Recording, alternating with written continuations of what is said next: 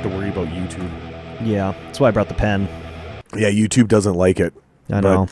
YouTube doesn't like smoking or vaping anything at all. But I don't care. I'm not doing that. I'm not going to fucking...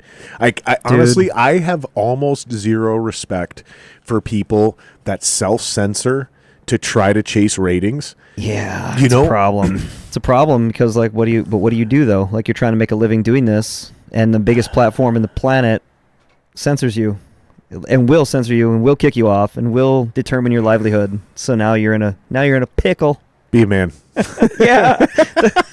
So far, that advice is all horse shit. So, dude, you know the only thing that the only people I have less respect for than the people I just mentioned. Oh boy, who? Grown men that wear Crocs. Oh, we're on that. Dude, I pissed so many people off today. There's like you were making them shake in their Crocs. I mean, dude. I mean, come on. Let's just be honest, dude. It's despicable. They're children's shoes, and the only people who aren't children that get a pass for wearing Crocs are nurses because they're so comfortable and they're on their feet all day and they work really hard. Sure. And they got to change sometimes often if something goes down. They got to change their scrubs. Like, there's a plethora of reasons. But even my buddy who's a nurse, he's not wearing no Crocs. He's like, I got myself a nice high-end set of American Skechers or New Balance. I don't remember what he said, but he's like, they were like $200. Dude, any shoes that look like they're made out of fucking marshmallows get a pass in my book. Like, do you know the story?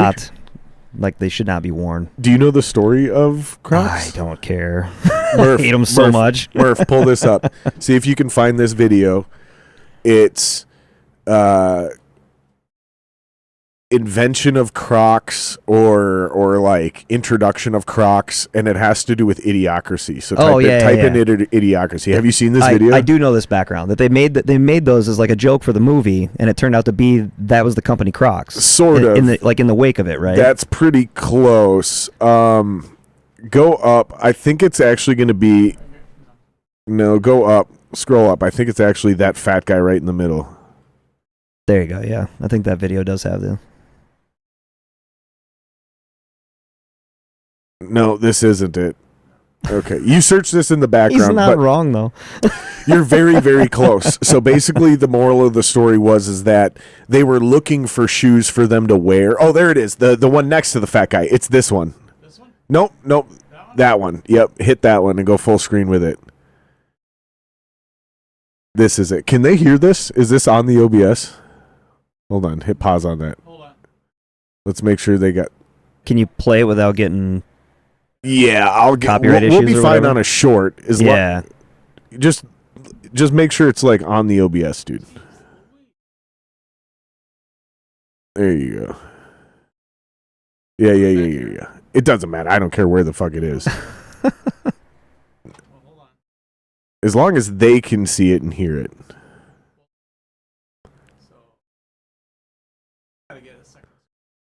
I know, buddy. We're on it. We're going to make it happen. Yeah, so it's up here. There you go. So now. And then that works. Yeah, hit this motherfucker. Idea for Idiocracy came from an experience at Disneyland. This is it. Mike Judge was in the happiest place on earth when two women, each with kids in strollers, started cursing at each other. Nope, this isn't it. Go ahead and stop this. This isn't it either. That's funny too. I don't know what the fuck. I don't know what the fuck. Basically, I know the story. I can hear it in the background. I can kill that. That's killing me. So the long story short is this, for the listeners that don't know what the fuck I'm talking about. So they were filming Idiocracy. Oh my God, dude. So thank you. So they're filming Idiocracy. They're looking for shoes for these people to wear. Yeah. And they present them this brand new company who just launched. And at first, Mike Judge was like, those look so stupid. No one would ever believe that those could possibly be the footwear of the future. Yeah. So they rejected it at first. I don't remember how it came back into existence, but they ended up getting the bid. And whatever it was, 25 grand or 250 grand, whatever it was just enough money to actually like make Crocs be able to start manufacturing them at a large volume. So basically, if Mike Judge doesn't put them in Idiocracy, we don't actually have Crocs today. Yeah. So he like created that like Simpsons version of the future, whatever you want to call it. Wild. Like, I don't know what that phrase is, but like when you put something out there and then it you're the one who put it out there to make it happen. Yeah. So, not a self-fulfilling prophecy, but like, anyways. Yeah. Anyway. If you're a grown ass Mike man, Judge.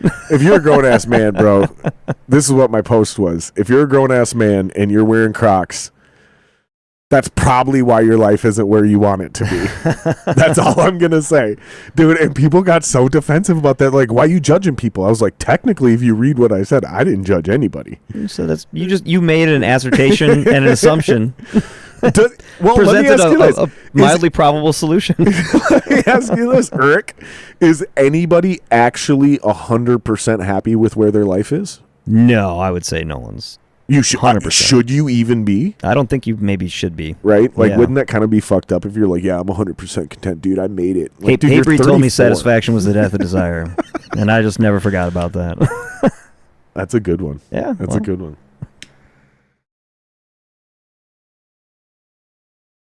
Yeah, but they like I'm not gonna name names, but one dude's like, oh man, I don't judge people, but sometimes I speak up. Get the fuck out of here, dude. You fucking get out of here, dude. I straight up told him, I was like, garbage. I'm like, dude, this passive aggressive, like fucking trying to be all deep and shit, dude. Like, just you didn't get the joke. Sometimes I speak up. You didn't get the joke, You should. and now you're ruining it. So just fucking, dude, get out of here, bro. I actually love all these people. These are my friends. But sometimes I like to, rile people up. It's good to and talk bust some balls, shit. man. Yeah, that's it's what fine. I'm saying. Like, it's fine to bust balls a little bit and be a little. I'm just saying, if you're wearing Crocs as a grown ass man, dude, there's a certain group of men who just will never take you seriously. Yeah. Now, yeah, Kyle Glidden, I'll give Kyle Glidden a pass because he did say he wears them to his hot tub. So, like, there's like basically slippers from his house to his hot tub. That I'll even grant that a pass. Yeah.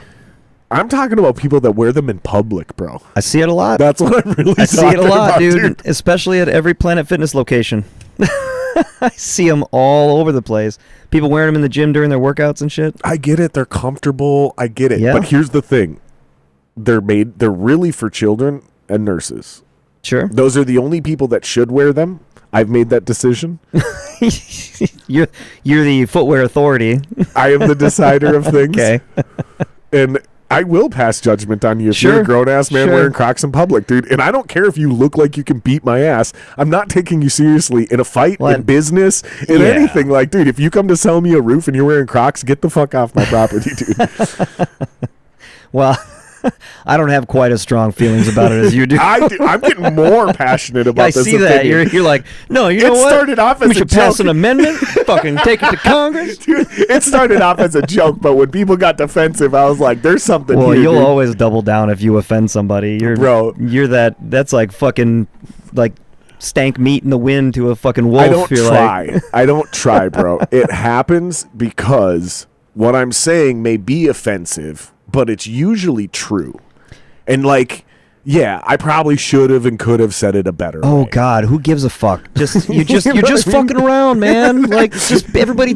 But that's what I'm saying. And then people come at me, and I'm like, now I have to defend my Yeah. spot because otherwise I'm just a bitch who runs his mouth and like, oh, just bully him and then he'll shut. No, like I would. Dude, I was kind of in the right when I said this stupid thing that I shouldn't have said. Yeah, but, like, but that's the thing is like people forget. People forget what the internet started out as. You know, I know what it is now, and it's this great like social tool and all this kind of horse shit. But like, the internet Steve, can you started hand me out. that ashtray, buddy. The internet started out Next like to you could to just your right, that big cigar ashtray. you could bust balls on The big there, black one? and yeah, a lot of it was terrible. But like, you know, you could just The giant black Say some ashtray shit. directly to your right.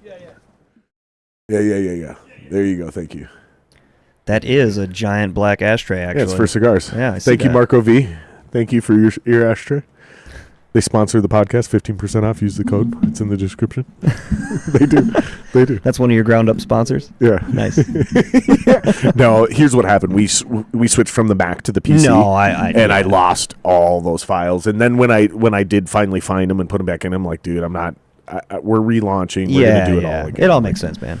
The codes are still in there. They're still technically sponsors, but Yeah. no, I agree with you 100%, dude. Yeah. And that's the thing is like we're just busting balls. Everybody gets to do it, and like here's the thing, man. I don't always land the joke, No, but like, of course not. but when I do, dude, I'm fucking hilarious. Like I will get an entire room or an entire crowd of people. Like when I used to be on stage, so many of you guys would hate on me, dude. I don't know if you ever personally did this, but I would hear Probably. shit. I would hear shit through the grapevine, like. But then, dude, every once in a while, I would fucking just crush with my inner song banter, and I would literally get 1,000 people to just die laughing at the Rock or Star Central, whoever we're opening up for some national or whatever.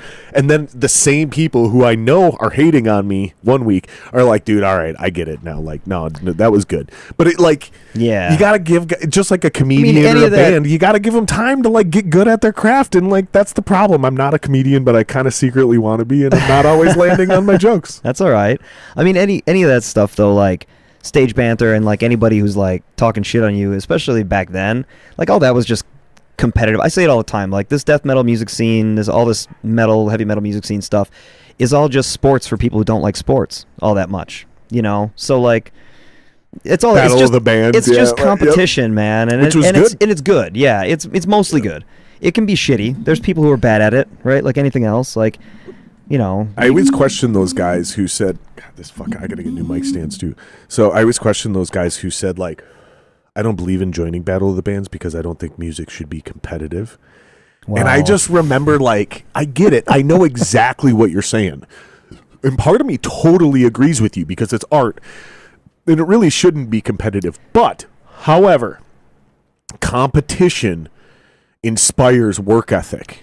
Yeah. Because you want something, which means you're going to try a little bit harder than you normally would have. And even if you lose this Battle of the Bands, there's two things that are going to be super positive that will never be able to be argued with. Number one, you should and will be a better band because you'll try harder. You'll rehearse more. You'll promote harder. You'll do something that will make you a better band. Or you'll do the responsible thing and just end it. And just break up. Just kill yourself. Not kill yourself, but like just break your band up. Or number two, you'll get a slew of new fans that you would have normally never been able to play in front of because of the diversity of the other bands. Even in if you the get battle. 5. If you get 5, if you get 1, whatever. But those are fans you never like. If you're a death metal band, because you're in a death metal band, so let's just stay with death metal for a second. Sure. Most death metal bands play with other death metal bands. Cool. But after a while in a town, which you guys do better than this with anybody, you don't play a lot in town. Correct. Something that Alex and I kind of developed together as a philosophy like 20 years ago playing disc golf. He was coming out of 6. I was coming out of Dying Euphoria. He was just starting Reaping Asmodeia. I think technically he was in Dead Hands for a little bit before this. Yep. And we were kind of talking and like thinking about the future of the music industry locally and regionally, because that's the only thing we had access to. We weren't national bands.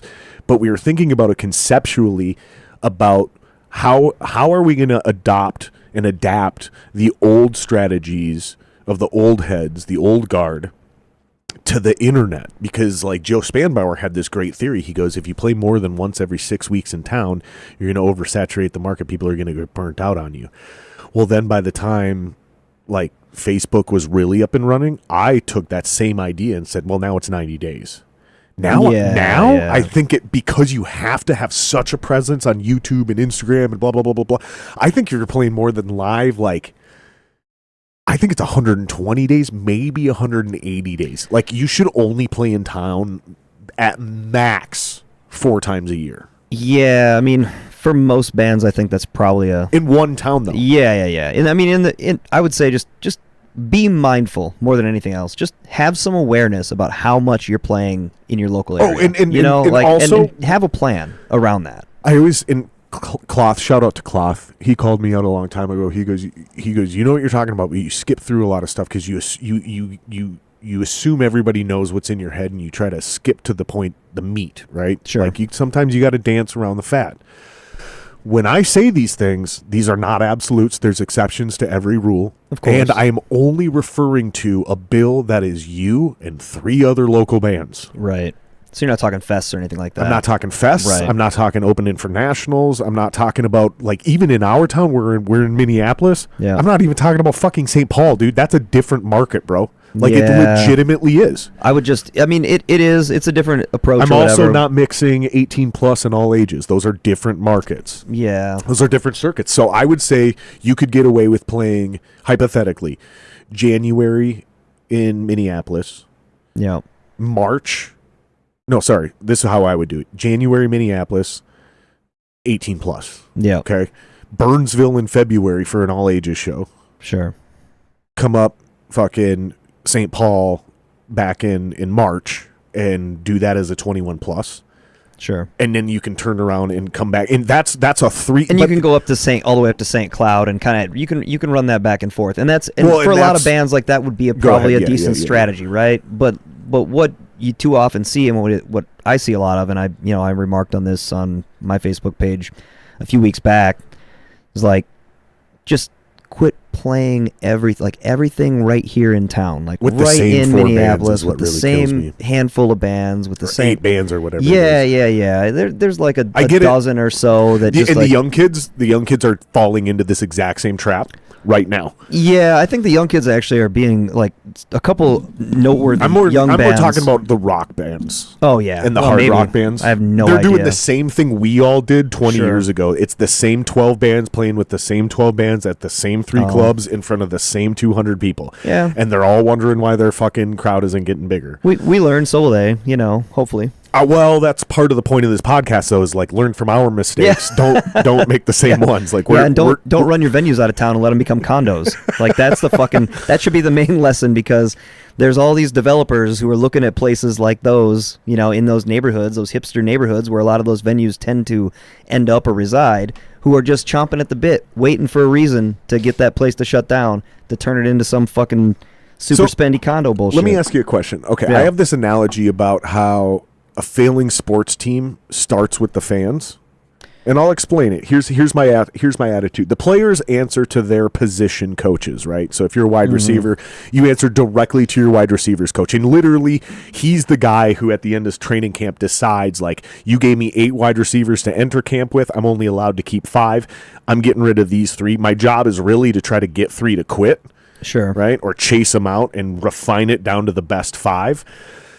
Those position coaches answer to their coordinators, right? So in that case, it would be an offensive coordinator. Offensive coordinator answers to the head coach. The head coach answers to the GM. The GM answers to the owner, and the owner doesn't answer to anyone except for the fans. Right. I feel like you just mansplained the whole hierarchy of football to me. Well, it is, though. It is very, very important to explain it this way. You have no idea how many sports fans, actual sports fans, will be like, that doesn't make any sense. And I'm like, no, you're fucking stupid, because literally if you just stop paying and you stop going, the owners will figure it out, and they'll win you your championship. Ticket sales and they'll win you a championship. But Minnesota Rubes, that's where the example comes from. Minnesota Rubes are completely the epitome of there's always next year, and you can't win it every year. Well, we've never won it any fucking year. It's the passive aggressive nature of our state. Oh, dude, I can't fucking stand it. It's terrible. I can't fucking stand it. My point is, here's what my question is. What do you think the music analogy version of that is? So I'm saying, because it's a loop is what it is. Yeah, and I'm saying it starts with somebody. That loop starts with somebody. And for us in sports, it starts with the fans. Can we actually do the exact same analogy with music? Or do you think it's the band's faults? Or do you think it's the owner's faults? Or do you think, where does it start? Because everybody's equally involved, including people who don't go and support these local music venues. Yeah. Well, but if there's no good bands... Funny. But if there's no good bands to support... Yeah, that's just unequivocally not true in Minneapolis, though. It's unequivocally not true. But it's not We're very lucky to have the scene we have. So that's what I'm asking. So it's not like Nashville, though, where you can go out on a Tuesday night to a main street, or even Austin at this point, go out on a fucking Wednesday night and just stumble in some random bar and potentially see one of the best bands who's definitely going to be somewhere in 5 to 10 years. What happens in our town is you've got, like, in any genre, 5, maybe 8 good bands. Yeah. 1 or 2 of them is elite, and the rest are a bunch of fucking drunks. Sure. I mean... So we don't really even have the scene when it comes to the bands anymore. We have the musicians, but we don't have the bands. Not like we used to, dude. I don't think anybody has it like they used to, though. Maybe still in L.A. and Nashville and all those kinds of towns, but I don't think... I mean, I think between venues closing down and just music getting weird, like music became free, it's been... It once was a commodity, but the label and money interests ruined it in that regard because they got too greedy, charging you $18 for a fucking CD, and it's just tough to say, man, where it would start and end. It could be promoters. I think one of the problems is that promoters don't pay attention to who's playing across town. Well, And, I don't think we can blame the fans. No, And I'll you tell can't you really why. blame the I'll tell you fans. why. Yeah. I'll tell you why, because the NFL analogy, those NFL owners aren't going to just sell their team and move on to a different industry. Yeah. Right? But if people stop going to a bar, that business goes under. It does. And a different style business moves into the building. Right. And so I don't think we can say it starts with the fans. So I would actually say if we are doing it perfectly, our next logical thing is, okay, well, let's look at the bands. Because they're the next ones up the chain. That's what they're I was going to allude to as well. Like the bands and how they book themselves and not having a plan. You know, I know a lot of bands who maybe they don't take themselves super seriously. For being in it for the wrong whatever. reasons. I don't know if they're in it for the wrong reasons. I mean, there's just different reasons why in every genre and every style of band, there's just different reasons why these bands exist and different things that people are looking to get out of being in a band. You know, not everyone is looking to push the name of their band. You know, they treat it like a bowling league. You know, they just get out of the house once a week and get the jam with some friends and go stuff join like a cover that. band then. Maybe. Go join a cover band. Maybe that's not satisfying for you. It's really tough to say when it's art, dude. Like you can't just, you know, it's expression right. and shit. Like You're right. you can't whittle it down like that. You You're know. right. So But I think try to. Yeah, I I try know to, you'll 'cause try, that's but the you way just my can't. brain works, though. That's But that's all the way right. my brain works, That's though. all Because right. you got to categorize things. You got to. Even with art, it's still really just math and frequencies. Yeah. I mean, you can still categorize it right? to a degree. Like even with music art, at least, it's still just fucking frequencies. Like that's why AI is creating bangers already. Right, Like it's right. not, AI isn't even that good yet, and it can create bangers because there's absolutely a formula to this. Sure. In regards to simply making stuff that pleases someone else's ear. Yeah. Song We're structure, not- 4 chords, all that kind Exactly. of shit. I'm not Yeah. necessarily saying like AI is going to show you how to make music that's going to make you feel fulfilled as a creator. That's not what I'm implying. I'm just saying No. it It's is doing art. a It thing, is yeah. subjective. But there is, even within the subgenres, within death metal, there's still sort of a formula. There's still, within punk rock, there's definitely a formula. Yeah. And you can get creative and you can change things and you can reinvent a genre. That happens all the time. I'm not pigeonholing anybody or any genre. I'm not doing I don't think that. I don't think it's even about that. I think a lot of times the problem comes to a lack of communication, community. You know, like bands not knowing each other, bands not, you know, musicians are fucking weird, so like not are expanding. nervous to like come up and talk to each other and stuff. You know, I mean, on this, so you know, I've been doing vocals for Reaping now for a little bit, and I had the pleasure of doing a tour with them back in. Congrats, in by the March. way. I haven't seen you face to face since this has happened. Yeah, thank you. Yeah, it's awesome. You know, I mean, I gave you a congrats when I knew you were filling in, but it wasn't officially you were. well, so I'm technically still not officially doing it, but yeah, I saw it too. Little spider. He's a cutie. Yeah, little He's guy. He's a dead little Put him cutie. on the floor. Go be with all your family that's on the floor. No, but on that tour, one thing that we experienced that I hadn't, you know, I've been kind of out of it for a while, right? So on that tour, we're going all over the place, and from city to city that we go to, something happened that I was not entirely prepared for or used to. That the local bands who either, I don't know if any of them had to sell tickets for these particular shows or whatever, but they would show up, set up, sound check, do their whole thing, and they'd play their set, and then they would pack all of their shit up and leave. They wouldn't stay for the rest of the bands. They wouldn't hang out and like try to use it Did as a their fans leave, networking too, environment. with them? Oh yeah, a lot of times walk right out the door with them. You know, and this is something that That's you a know, the guys culture in- issue in that town. They don't have good leaders. Nobody's but this teaching happened, them. dude, Nobody's this happened mentoring them. This happened in every town. This is something that's scene wide that's going on. That's what I'm saying. Yeah. Yeah. That's So- a culture issue in those towns. Nobody's teaching them. Nobody's leading them. Nobody's made it the right way. Yeah. And come back to town to teach kids how to also do it the right way. Like a Yeah. good coach or a good fucking pro player who's retired and coming back to their community. Or that's the problem. It's literally a lack of leadership. Yeah, maybe. I just think it's the quickly slipping attention span of and how busy everyone has to be all the time. You know, so like Well, if you're in a local band, here's what hasn't changed though. The attention span thing, I feel you, but here's what hasn't changed is that people are still immediately and ultimately selfish. No matter how we try to describe our motivations, ultimately and immediately they're always going to be selfish. And all that says to me is that somebody hasn't shown them what they're leaving on the table for their own band, for their own career, by not sticking around, by not networking, by not building relationships. Yeah, they don't know any better. Yeah. They're just ignorant. They're simply And then they're the and same I'm not ones. defending them. Well, no, but I they're know exactly they're the recipe. same ones who are going to end up being like, man, I really hate that such and such venue went out of business. You're like, Great point. dude, you didn't stick around Great point. to like patronize the place. You didn't stick around and hang out with the other bands. Or like me.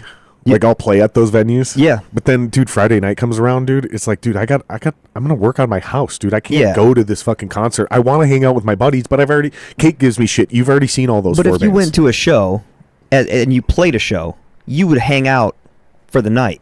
Yeah. More than likely, unless you had like some sincere obligation that you had to make. No, I would. So like, You're right. it's just a different school of thought about all of it, and a lot of it I think has to do with the fact that you have so much access to everyone now because of social media. So like, well, what the fuck do I need to talk to him here? I can just message him tomorrow on Facebook or on wherever the fuck, and Yep, hit him that on is a Instagram. problem. Yeah. So like, maybe that's part of it too. But I don't know where it starts and ends. I think you just got to put value back into live entertainment Well, again. and the owners are a problem too. The owners and the bookers are a problem too because they're not paying attention a lot of times. or How they're can not they? gatekeeping. They're Yeah. not gatekeeping, so they have too many shitty bands on that Yeah. don't draw, that make them lose money, and that's I made a Facebook post about that a few days ago. That one chick, I don't know, she sucks, but she's doing the dun dun dun dun, but it's like she changed the lyrics to something like, "Does your dick hang low? I want it in my mouth. You can put it in my butt. You can come in my throat." Like. Not only is she not good, Quite the remix. not only is she not good though, is what I was saying, is Yeah. like she's not even trying to create original music. She's taking a fucking children's song and literally just making it about like not only sex and grotesque sex, but it's not even good or creative or subtle or nothing. Like Sure. we need all the gatekeepers back at this point. Like that was Well, the we point have of that reached joke. lowest common denominator. Like, That's God, for sure. It's bad, dude. Like in a lot of ways. so I think there's some of that. Yep. I think some of the owners that are out there or bookers don't understand the need for them to also have good gear. So they have shitty PAs Yeah. and half-ass sound guys. Yeah. And so when the fans do show up, they don't have a good audio experience. Sometimes and so that they don't happens, want to yeah. come back. Yeah. Or the food's bad or the service is bad. So we don't have great music venues. And the ones we do have aren't even in the city. They're not concentrated in it. We don't have a music district like We an have- Austin or a fucking. We have like a few rarities, right? Like Amsterdam is a rarity of a venue. I feel like especially brings me amidst to my our next- town. yeah. Like in our town, Yep. Amsterdam's like one of the places Yep. that does it the fucking right way. Yep. The booking staff there is great. Yep. Like they're always on top of their shit. They communicate well, and I don't know too many people that have ever had a real issue there. Right. So like places like that are gems, and you got to keep them. You got to work to keep them. But No, there's no but. You just have to work to keep those no. places. I'm saying, but Sure. The catch is that the Fine Line, First Avenue, 7th Street, they're all owned by one company. Yeah. That's the catch. Yeah. That's the but. Is that Yeah. the only people who have been able to do this in our town is this company who's not even from our town. They're from LA. Now, yeah. I mean, everything's owned outside That here now. consolidation is Yeah. like, so we don't have this culture here, right? And you could even bring this to the politicians, right? About like what they're doing with finances and taxes and things like that to build an entertainment district. Like we don't have one. That's we don't true. have the ability to and when we had all these venues, right? Again, the rock concerts, the metal concerts weren't profitable enough to sustain them alone. So Yeah. what they did is they started doing rap shows. And I got to say it because it's part of the deal. As soon as they started doing rap shows, people started getting stabbed, people started getting shot, and the city literally shut them down by taking their liquor license, and the venue went under. That's why we also don't have any nightclubs downtown anymore. Like Minneapolis used to have a vibrant downtown, and violence back in, closed a lot of those. Yeah, clubs. the Block E days, violence closed a lot of that stuff Yeah, down. Yeah. yeah.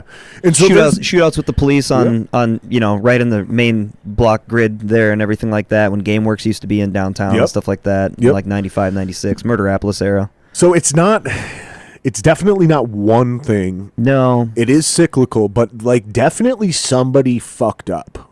And Well, somebody started a cycle that we can't get out of.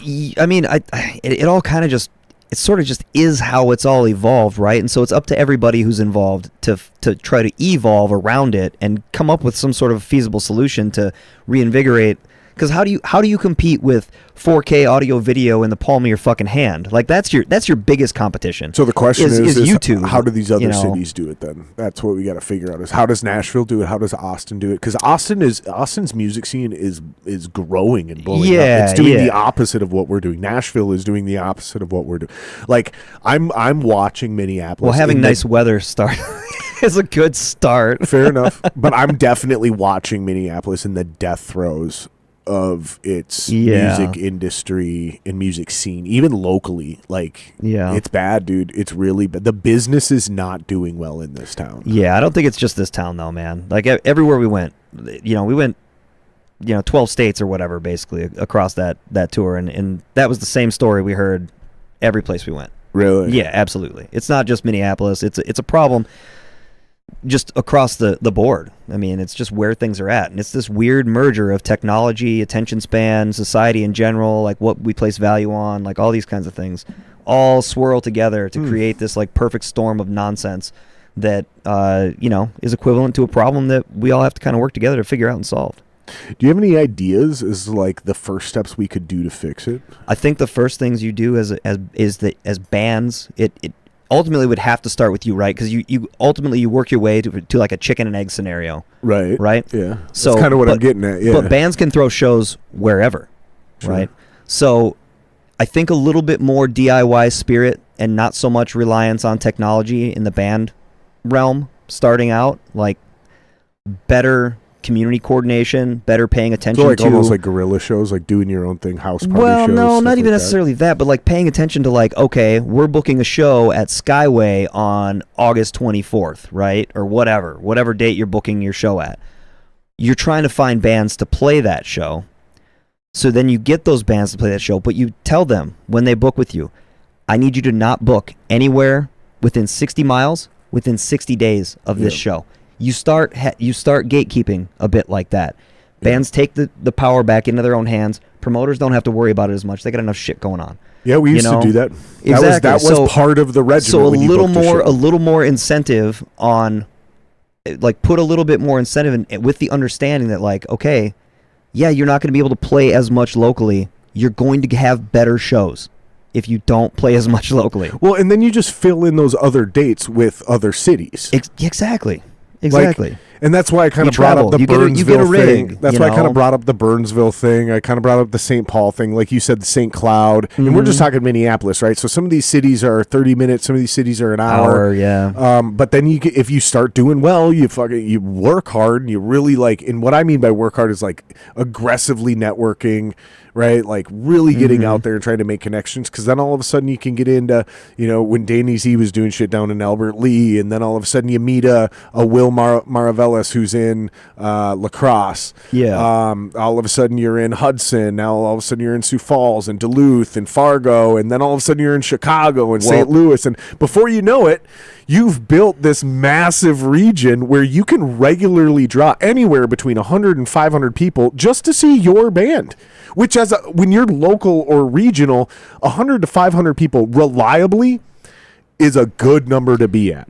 Yeah, and the if number you can one draw 500 people to see just your fucking band, you're doing something right. The number one thing I think bands can going. I think the number one thing the bands can take away is that develop a bit of a personality. The thing that works now is the thing that worked all the time.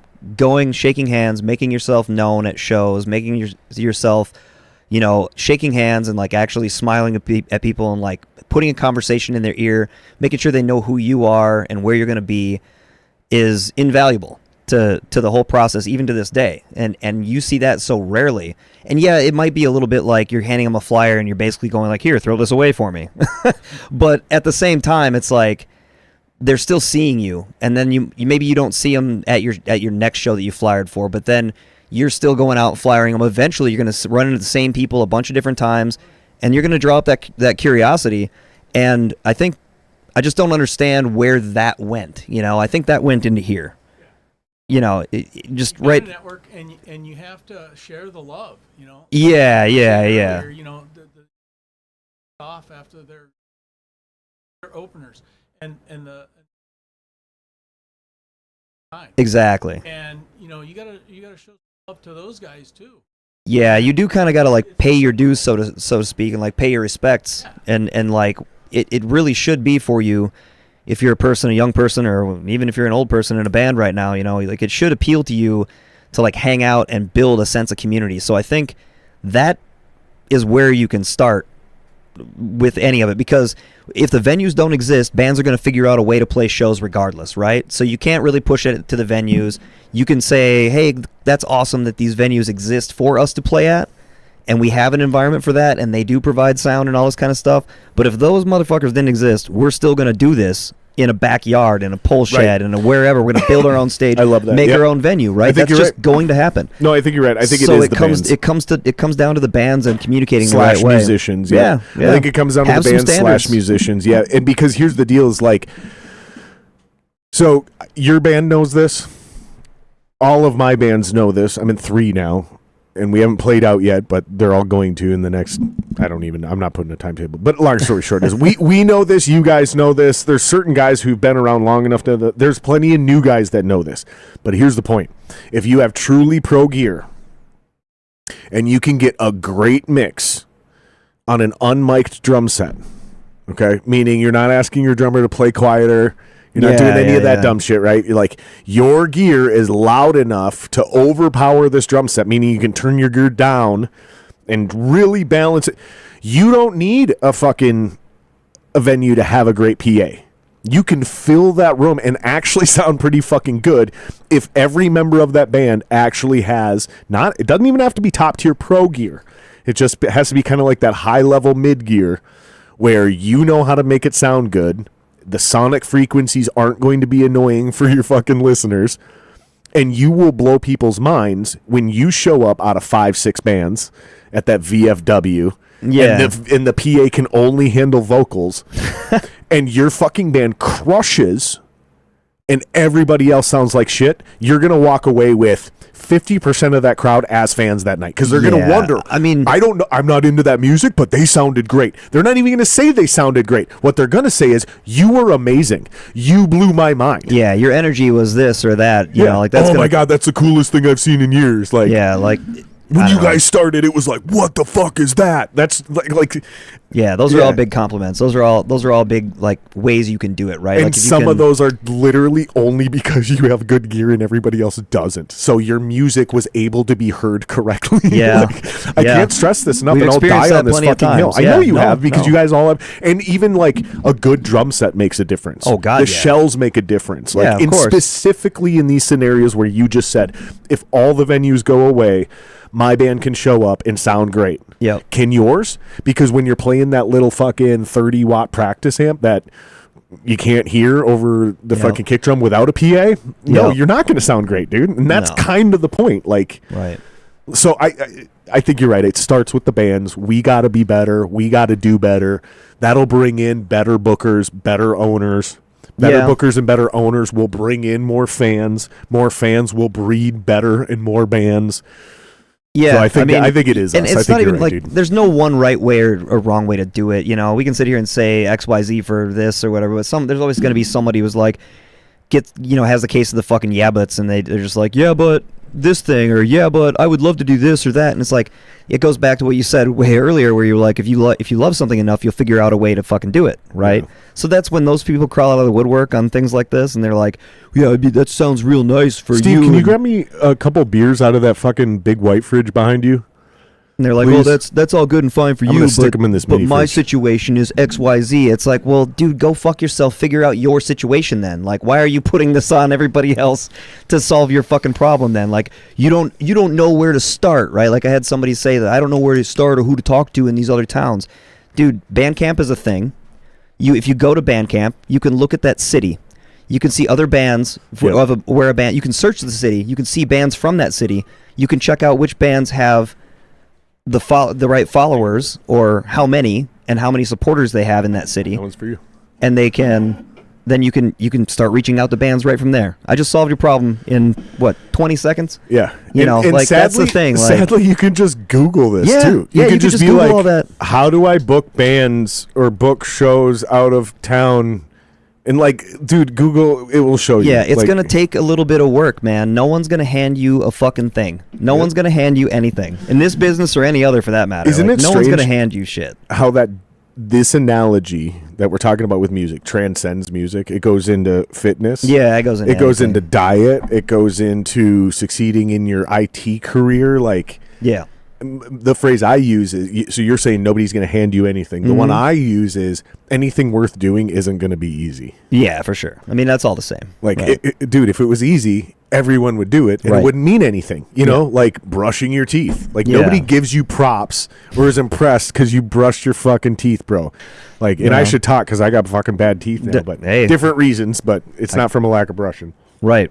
Well, I mean, you don't get extra credit for doing basic shit. That's exactly my point. Yeah, that's what you're getting at. Yeah. And that's my point too, is that no one's going to be like, oh man, that really sucks that you don't know anybody. Here, download my whole network from my brain into yours, and that I worked for 25 years to build up, like, here, you can have all my contacts. Right. I mean, I'm all for helping people out. Yeah, and, I'll like, give you a shot. Build a network. 100%. I'll give you a shot. I'll try to hook you up. Dude, Fuck yeah. Here's a great I want to see you do well, There's this comedian who's like kind of starting to do some cool shit nationally, and I've hooked up with him a long time ago through Instagram during the pandemic when I first started the podcast and shit. He started following me. I started following him back. And we were trying to arrange a way to get him on the podcast, right? Yeah. So there's a few of these guys, and some of them are really fucking cool. Most of them are actually really, all of them are really, there's a couple that are douchebags. But anyways. Took the long way around on that one.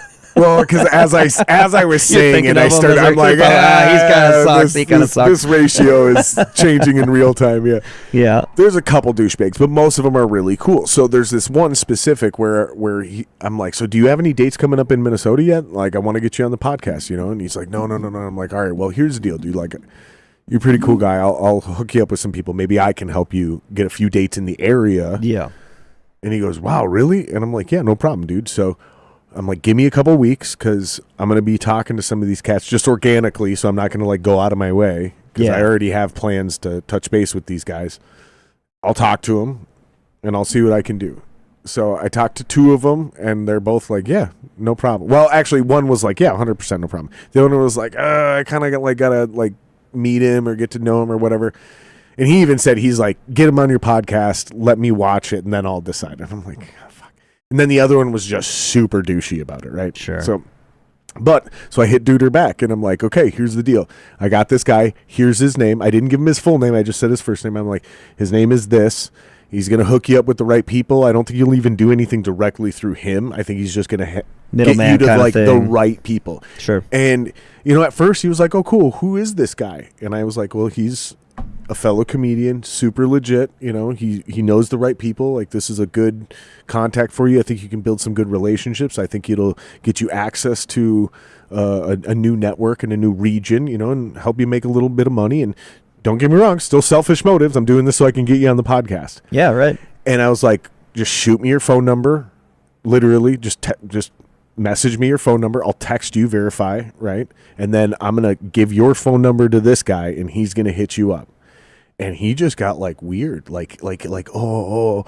And I'm like, listen, motherfucker, like I'm not going to just like send him to you. Like again, selfish motives. The real goal for me is to get you on my podcast, right? Like I'm getting something out of this too. So like this isn't going to be a weird situation where like I'm going to exchange emails with just you two, and then like somehow all of this happens and you don't come on my podcast. I didn't say all this, but this is what's going on in my head too. So I'm like, all right, man, if you're nervous, I get it. This is what I did say. If you're nervous, I get it. I totally understand. Go get a fucking burner phone from Walmart. I'm not trying to get your real information, dude. But like, I got to have a phone conversation with you and like actually talk to you. This guy doesn't have social media?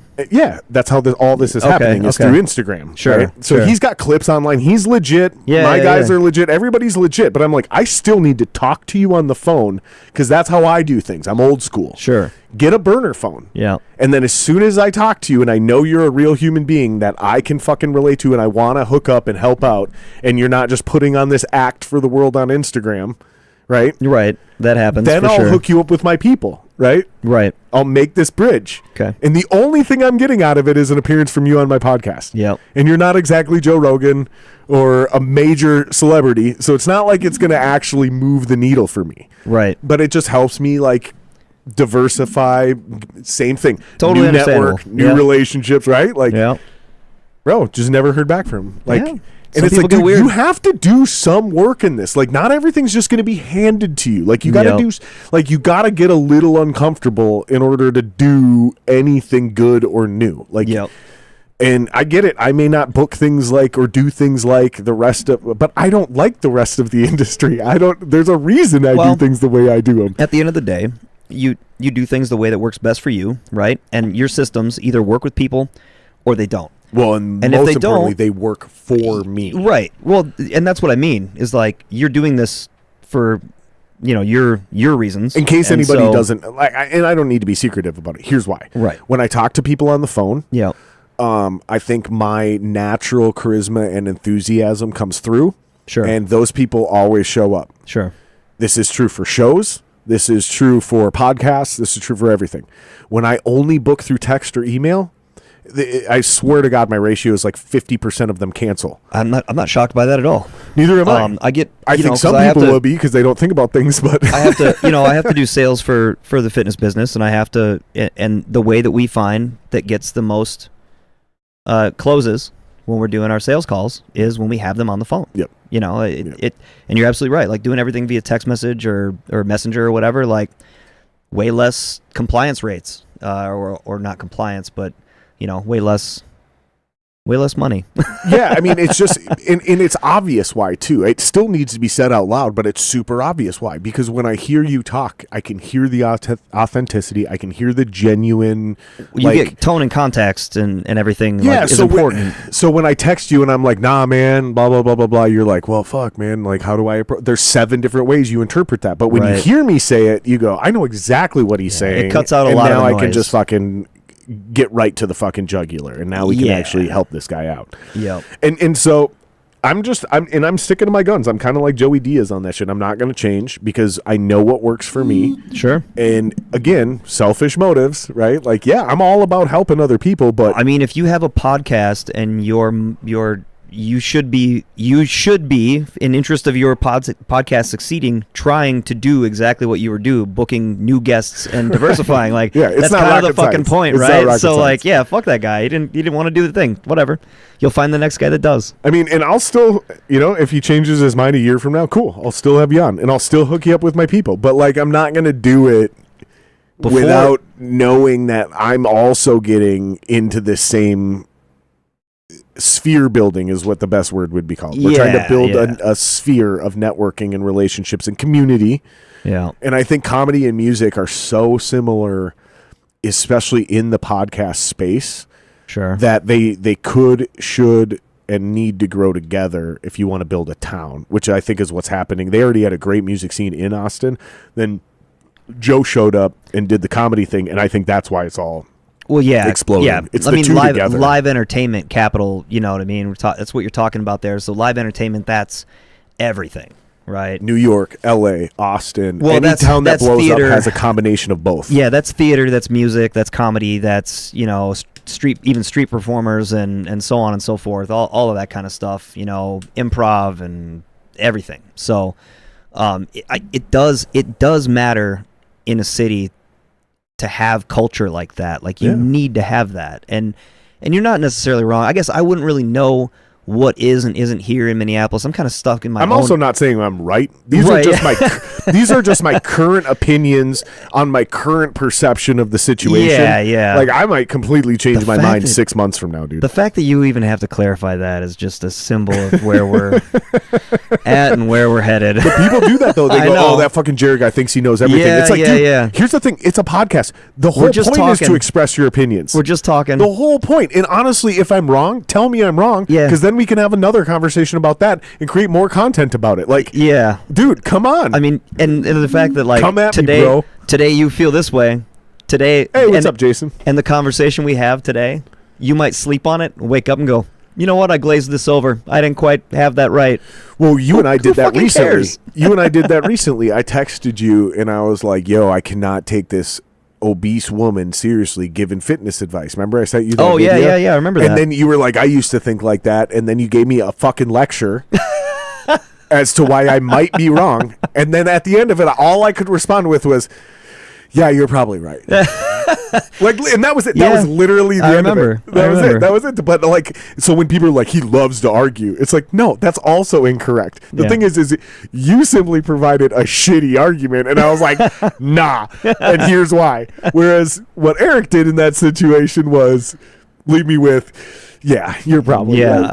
It's about the same syllables. Yeah. It took way less energy to just be like, I used to be that way too, but here, this is what I think now, you know, because after being, so this kind of speaks to all of it when I first talking about like why never changing and why just doing things your own way, whether it's a podcast or a business or a band or, an art, in art, visual an art piece or something that you're working on, whatever performance piece or like in art of business metal. Yeah, in art of business metal, you might have commas are such a motherfucker, but so with that you might. There's always going to be a whole bunch of people waiting in line to tell you how they think you should do it. Right. And what I've experienced over the last 5 years of having my own business and doing this stuff is that the only thing that's ever fucking worked is exactly what I thought was going to work. The whole time. Every single time someone stepped in and been like, hey, you should do things like that. And I'm like, I don't think so. And they're like, no, really, you should do it. At best, maybe it tweaked the way you did it, but it was like you didn't change what you were doing. It wasn't anything. Usually it fucked things up. And then me going back to what I originally thought in the first place was the right thing. That's is what super fixes it. dude. I mean, it's not to say that I'm always right either. I've had plenty of good advice given to me that I've taken and implemented, but that's because it felt sound here too. It made sense to me. What I'm talking about is there's always going to be people that are lined up. I used to worry in conversations with people when they were asking me questions about becoming a personal training client. I always used to worry about I'm not going to close the deal. Oh my God, I'm not going to close the deal. Or if whatever. I don't say the right thing. And I'd be nervous to talk about price, and I'd be all this kind of stuff. Now, when someone reaches out to me, I'm like, here's how many sessions, here's how I do it, here's what the price is. If that doesn't work for you, shit, man, that sucks. Yep. I'm going to keep on moving. Because tire kickers used to waste so much of my fucking time that and it would drive me nuts. And then they would say they were going to do something, and then they would never make good on that promise. And that was maddening because my very livelihood depended on them making good on their word. But ultimately, I was pissed off at them, but really I needed to be pissed off at me because I needed better boundaries and better accountabilities for myself in those situations to make sure that I closed those deals. And I needed more confidence. But it's kind of like that, experience thing where you can't, you go to the job and you're like, I want the job. And they're like, you can't have the job. You don't have any experience. You're like, well, I can't get any experience till someone hires me. So it's just the only inevitable way is to go through, try, and then you fuck it up. And then you figure out through fucking it up what your boundaries are and what really works for you and what doesn't, and then that you can take that exact same thing and just put that into anything, like the band situation, all of it. You just figure it out. But you're gonna fuck it up. Being afraid to ask, and this is I think the greatest analogy for that, to bring it back to the music thing for a second, is bands being afraid to ask to get paid. Yeah. Dude, no, here's the thing. You're worth getting paid. You guys, if I just look at the stage right now, you guys have 10 grand worth of gear on this stage. And that's not even a high-end band. That's a local band. For sure. You've each got 2 guitars at $800 apiece, and they're probably more than that now. This is what I was... half stacks, a bass cab, bass amp, exactly. drum set. Cymbals, sticks, fucking cymbal stands. Toss your time on top of it, dude, for sure. The singer's got in-gear. Yeah, easy. Yeah. Easy. And that's not even high-end equipment. That's not even high-end mid equipment. That's right. That's literally every band doesn't realize it, but there's 10 grand equipment in every fucking room. Yep. Maybe you can't resell it for 10 grand, but that's definitely what it cost if you bought it all new. And So for you to ask, nay, for you to demand a minimum of $200 to play a show, Yeah. that's not too much to ask, you guys. There's 5 of you in that band. That means each of you walks home with $40. If you do it that way. You know, most bands just put it right back into the pot for the whole band. For sure. You know what I mean? Sure. So I'm just saying conceptually, I like if understand. you're dividing it, like, because there's 5 of you, there's 4 of you, whatever. Like, sure. You're right. In the way I do it, just to be very specific, I would split it. So the way I wrote my new business plan is whatever the band gets paid, half that goes into the hopper. Yeah. The other half gets paid out to the performers that night. Sure. Because I think one of the things bands don't do, right? We're talking about being better. Yep. One of the things I think we fail at is making sure that it doesn't cost guys money to play gigs as often as possible. Sometimes it's going to happen. But dude, when a guy's got kids and he's got a wife and he's got a promotion staring him in the face and you're asking him to do an extra rehearsal because fine, but dude, after a while, if the band doesn't make any money, if it doesn't bring in any money, and he's got 2 kids now and a 3rd kid, guys start having to make decisions because they start doing math and they start looking at start looking at the future. I mean, 2-3 kids isn't even that much, though. You know what I mean? No, but like you're right though. Like guys will, but that's a decision, right? Sure. And then they go, oh, it's either that or, fucking, I gotta quit the band because I got to take this promotion. It's an extra 10 hours a week. I can't make rehearsals. I'm going to be hurting the band. Yeah. It's like, yeah, but if we would have ran this business correctly over the last 4 years, you might be making 20 grand a year in this band now, which isn't enough to quit your job. No. But it's enough for you to turn down that promotion. It's enough for you to take your family on vacation. It's enough for you to go, this shit is still fucking worth it. So then you can actually be the metaphorical Lamb of God that what happened to the cams? Jesus Christ. You can be the metaphorical Lamb of God that was a legit band in Philly for like 10 to 15 or I thought maybe even 20 years before they finally blew up.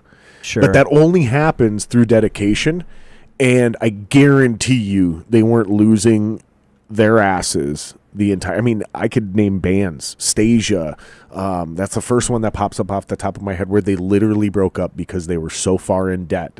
It could not sustain itself. That kind of comes to you need to have a bit of a reality check for yourself and your band. You know, you got to, again, you've got to have your feet on the ground with some of this stuff. It's cool to think you're like, yeah, we're in a band, so we're going to play shows and we're going to take all this money out to do this whole thing or whatever. But look at the state of things, guys. Be a bit of a realist in this realm. You're so right, though, because it still comes down to the bands. Even what I was about to say, I was about to do the yeah, but. Yeah. It was on the band because here's what I was going to say. Yeah, but if you're the band and you're drawing even just 50 people to a show as an opening band, mm-hmm. and they're charging $10 at the door for that, mm-hmm. that's $500 just for your band. Because you did the job, right? Just like Joe Spanbauer used to make us do all this shit, right? Yeah. I'm bringing 50 people, unique people, to see my band. Right. There's 5 people in the band. That means each one of us convinced 2 family members, 2 best friends. They each bought 2 people, so there's 8 right there. You know what I mean? Plus your girlfriend, plus another person. Boom. You do that 5 times. Or the band just paid out of their pocket to sell the tickets. No, but this is the real point. No, I know. It has to actually be real 50 people yeah.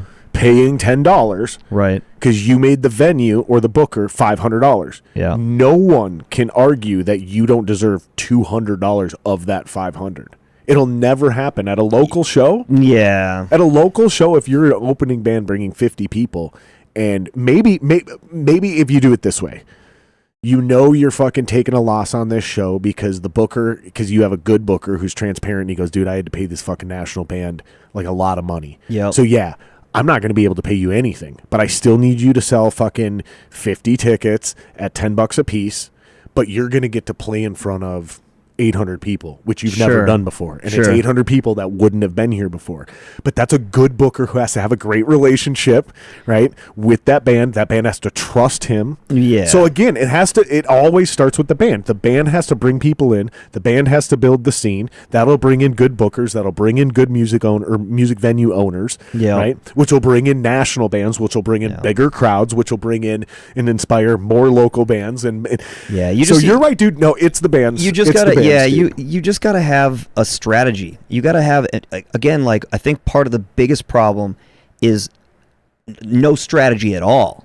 Is a lot of this, they're just off the cuff. Yeah. A lot of these bands these days are just fucking winging it. And they go, well, we're not trying they're to make taking- it. We're just doing this for fun. Cool. Yeah. But you're taking that set from a band who is trying to make it. You're taking that night Sure. and that opportunity from a band who this might be their only chance to prove that they could get a second show or a third show or a fourth show, right? Yeah. So it's like, cool, I get that and I respect that, but that doesn't give you permission to shuck your responsibilities and your duties, because there's still, even those 12 people or 40 people that came out to see your band, guess what? Especially at our age, they probably got babysitters. This is probably their one night out for the month. Yeah, this is yeah. still a big fucking deal. Yeah. Take it seriously, do your fucking job. And so with I that, sound so pretentious when I say it, but it Yeah, needs to but be fucking said, dude. there's like, And if I gotta be that villain, I'll be that villain, dude. I'm willing to do it. I don't think it's about being a villain at all. I think you're just saying what's true with like that, and then that kind of speaks to also that bands, when you're on that show, when you've put that show together, and that show's,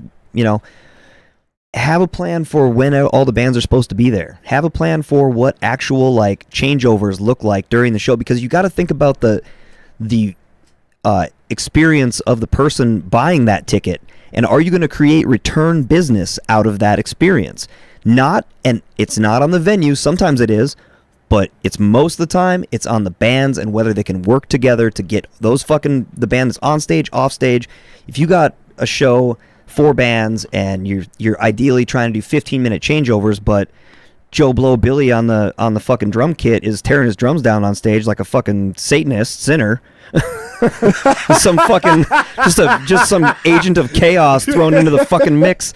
You got to get that asshole off stage. Yeah. I'm sorry, you got to, and so that's where like tour managers like Copy and I said it 100 times on this last tour that Reaping was on. Like, dude, when we were growing up, if like Dude at First Ave, or the Quest rather, if Dude at the Quest, That's like, the venue I was thinking of earlier. if he fucking caught you slacking on bringing your shit off stage or getting on stage the right way, he was gonna light you up like the 4th of July and take you down like 20 fucking pegs. So not only that, but that was built into the scene to the point where before I ever played my first show, my first show, which was at the Enigma Center in Shakopee. Sure. Okay.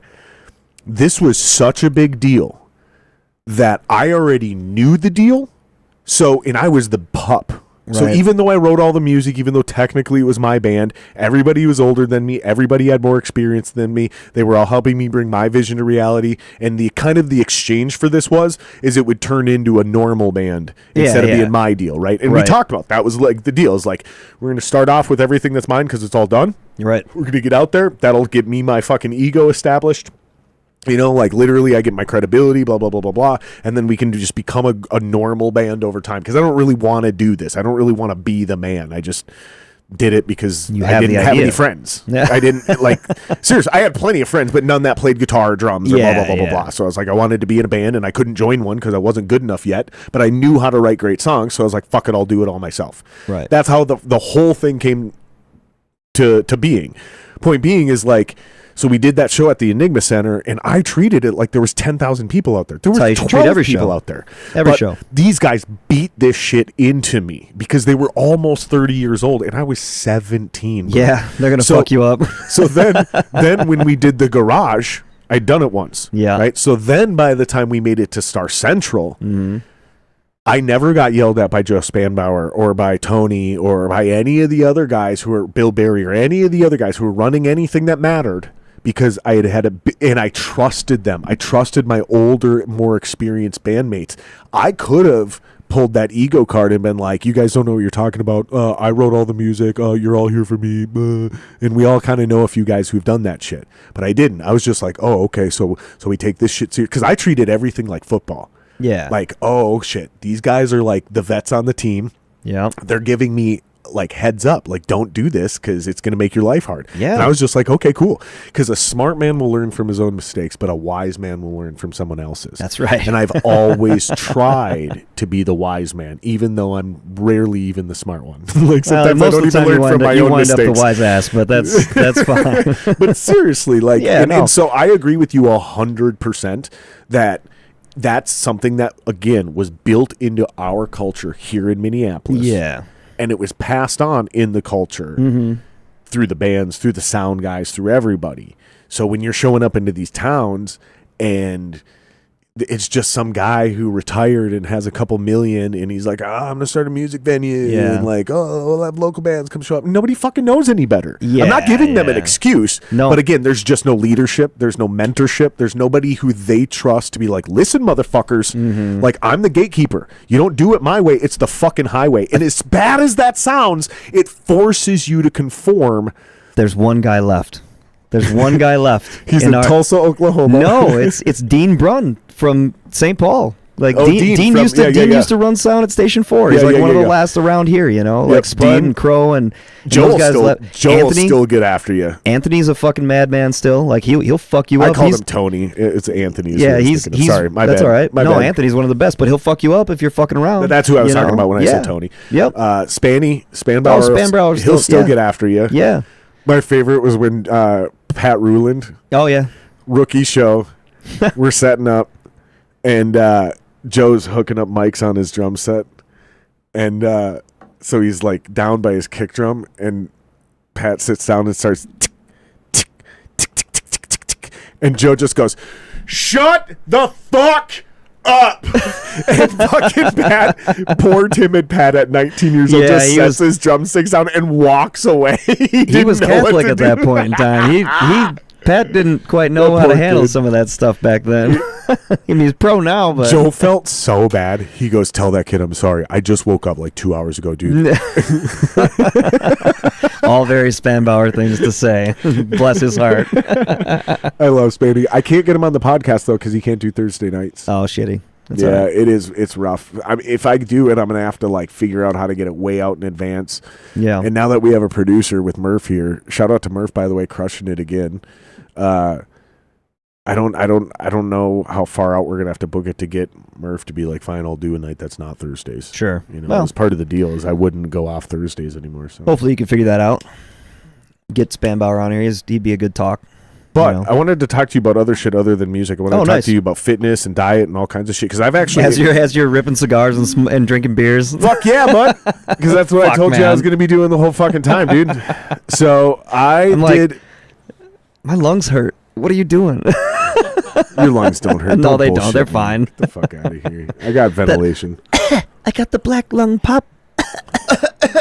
What is that from? I love Zoolander. I got the black lung.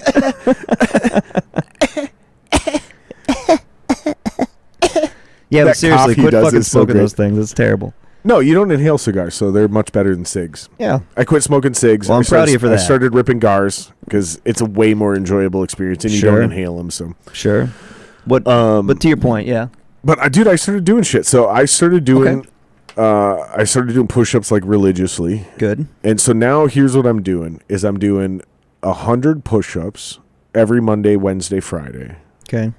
And I'm kind of like loading up those days with certain things. So Monday, Wednesday, Friday, I wake up, I do 100 push-ups, and then I do, I go to work, I come home, and then I do my drumming. So I get my push-ups in the morning, and then I get a good cardio burst in the evening.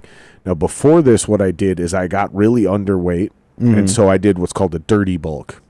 I'm well aware of what a dirty bulk is. For the listeners that aren't, it just means under any means by any means necessary. So it was yes to the junk food, yes to the extra serving of carbs, yes to double portions, yes by any means it's just necessary. really unhealthy overall. But I couldn't put on any weight. Sure. I just couldn't. I could not, no matter what I did. And so I did a dirty bulk, and I somehow was able to do it. I was somehow able to switch my metabolism, and I got up to 195 is what I got up to. Damn. I wanted to hit 200, and then I wanted to stay at 200 and fucking just get jerked. I remember you telling me about that. Well, as soon as I was like, all right, I'm at 195, we're going to start doing shit, I immediately dropped 10 pounds. And now I've just been like steady at 185. Most of that was probably like inflammation and water weight you were hanging on to because you were eating fucking trash, maybe. Trying to get, that weight put on you. Who knows? But yeah, as soon as like your metabolism, the way that you run, like you're burning calories all the time, especially because you have a high level of, I can see you tap your foot. I can see you. Yeah. Yeah. So you've got a high level of what's called non-exercise activity thermogenesis going on there. Dude. So so they call that NEAT, and people with high levels of NEAT can burn an additional 2,500 calories a day without even trying. So the guys like me who sit there, like my leg is twitching like this under the table. Yeah, you burn way more calories than you think you do. Like, and dude, I'm not even like playing drums. Literally, my right knee is just shaking. And it's always done this since I've been a little kid. You can't see it under the table. You'll never see it. But I'm just, something is always moving in my, I'm never truly still unless I'm like on shrooms or sleeping. That's true though. That's not an exaggeration. That's that's why you were able to drop that weight so quick, and why it didn't have such a high level of impact on your overall health. Probably. Here's the most important part. No, it sort of did though. Like dude, my knee, shocked. Yeah. My right knee was really bad, dude. Like, and I've always had some problems in this knee, but it got really fucking bad. I started talking to you about like my entire lower body from my hips down to my ankles. It did get bad. And that's what showed me like, okay, no matter what you want, Jared, this frame isn't built to carry 200 pounds. It's just not. It's just not. Like the joints, the ankles, like the tissues, like it's just not. If you went about it the right way, it would be. As soon as I went down to 185 though, yeah, it was immediately way more comfortable. Of course. And so I'm like, okay, at this point, like I can build on this. Now we can build strength, but like there's no situation where I just jump to 200 pounds and I'm good. Like we have to do some like real fucking like deep tissue. Like I'd have to rebuild. Well, you gotta build. So you gotta think about your connective tissues and being able to hold that new amount of weight. Especially if you do that really fast. Yeah, your joints are probably gonna hurt. Oh yeah. It was rough, right? Yep. So the thing I've noticed though is like I texted you. This was back in the day. When I got fat, when I almost hit 200 pounds. I was like, bro, I got tits. You want to fuck them? Because I did. I had like boobs. Like I actually had like fucking boobs, dude. It was wild. Well, here's the point, dude. Is with these push-ups, it has been the coolest, subtle, slow satisfaction to see those boobs turn into pecs. I have fucking pecs, dude. Yeah, notice. That can notice dude, you were all like, say it with your chest. Dude, I can fill out certain shirts. And I'm not jacked by any means, dude. I've always been long and lean, so even when I was doing well physically, like I'm just not going to ever look like Thor. It's just not how my body's ever going to be built. Yeah. I'm at best in my physical prime, I might have had more like a John Jones style body. Where he's not like, but he's fucking people up. Yeah. Well, like strength, you know what I mean? Strength and like looks the aesthetic size, they're two totally different and especially in a combat situation. But anyway, that's and that's my goal. Is like I want to remain a very flexible, mobile, and explosive athlete. I don't want to look sexy for a bodybuilding calendar. You know what I mean? So it's like I know what I'm really trying to go for. So my only point is this religious adherence to this 100 push-ups, a minimum of 3 or 4 times a week. Yeah, it's been really incredible to watch my chest stay. And my shoulders and my biceps get broader and things. Like just like I don't have enough experience to actually talk about it, but the satisfaction has been overwhelming. Yeah, it's really cool. And then the mental, physical, like, dude, I don't want to do them ever. But as soon as I'm halfway through my first set of 25 push-ups, I'm like already feeling better. Yeah. And I'm like, you're like, fuck well, yeah, I'm already we're doing here. This. Yeah, but no, I'm like, fuck yeah, we're doing this. This feels good.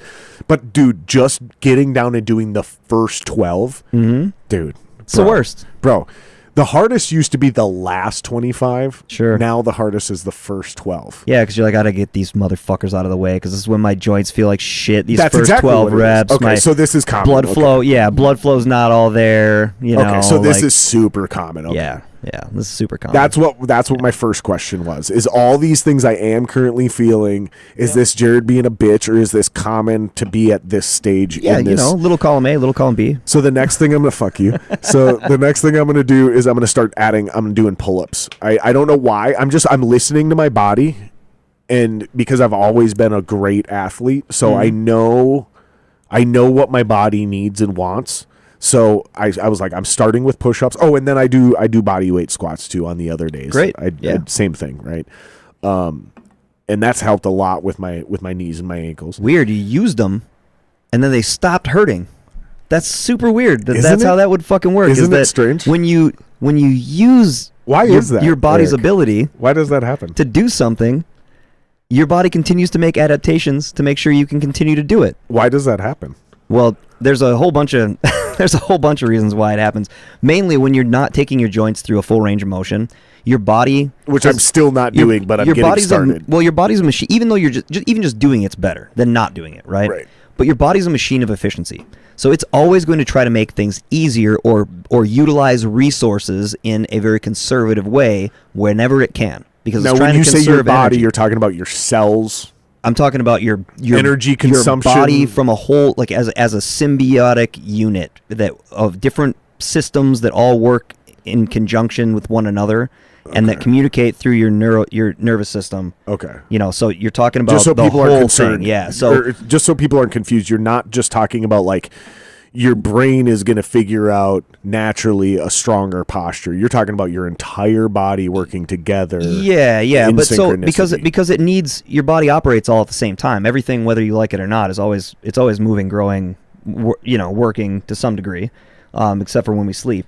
There's certain things that even then everything's still running, right? Like nothing shuts down entirely. I've heard from NFL players, a couple of them that I know personally. Well, the three I know personally.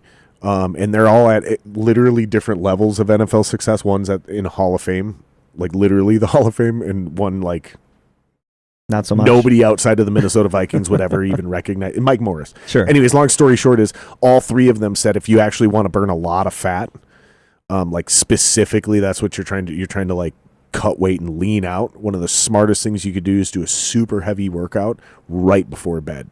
Because you'll spike your metabolism, you go to bed, and your body continues to burn fat while you're sleeping. And your body will actually tense up muscles and work out while you're sleeping, while dreaming. It's just part of being a human being, and you'll see it. Yeah, you keep moving. Yeah, for sure. Yeah, those micro movements. Yeah, all that you shit. get all But that the kind of point is, stuff. what they were saying, and these are NFL players, not saying they know what they're talking about, but it's a weird unification of like eras and Sure. success levels. Sure.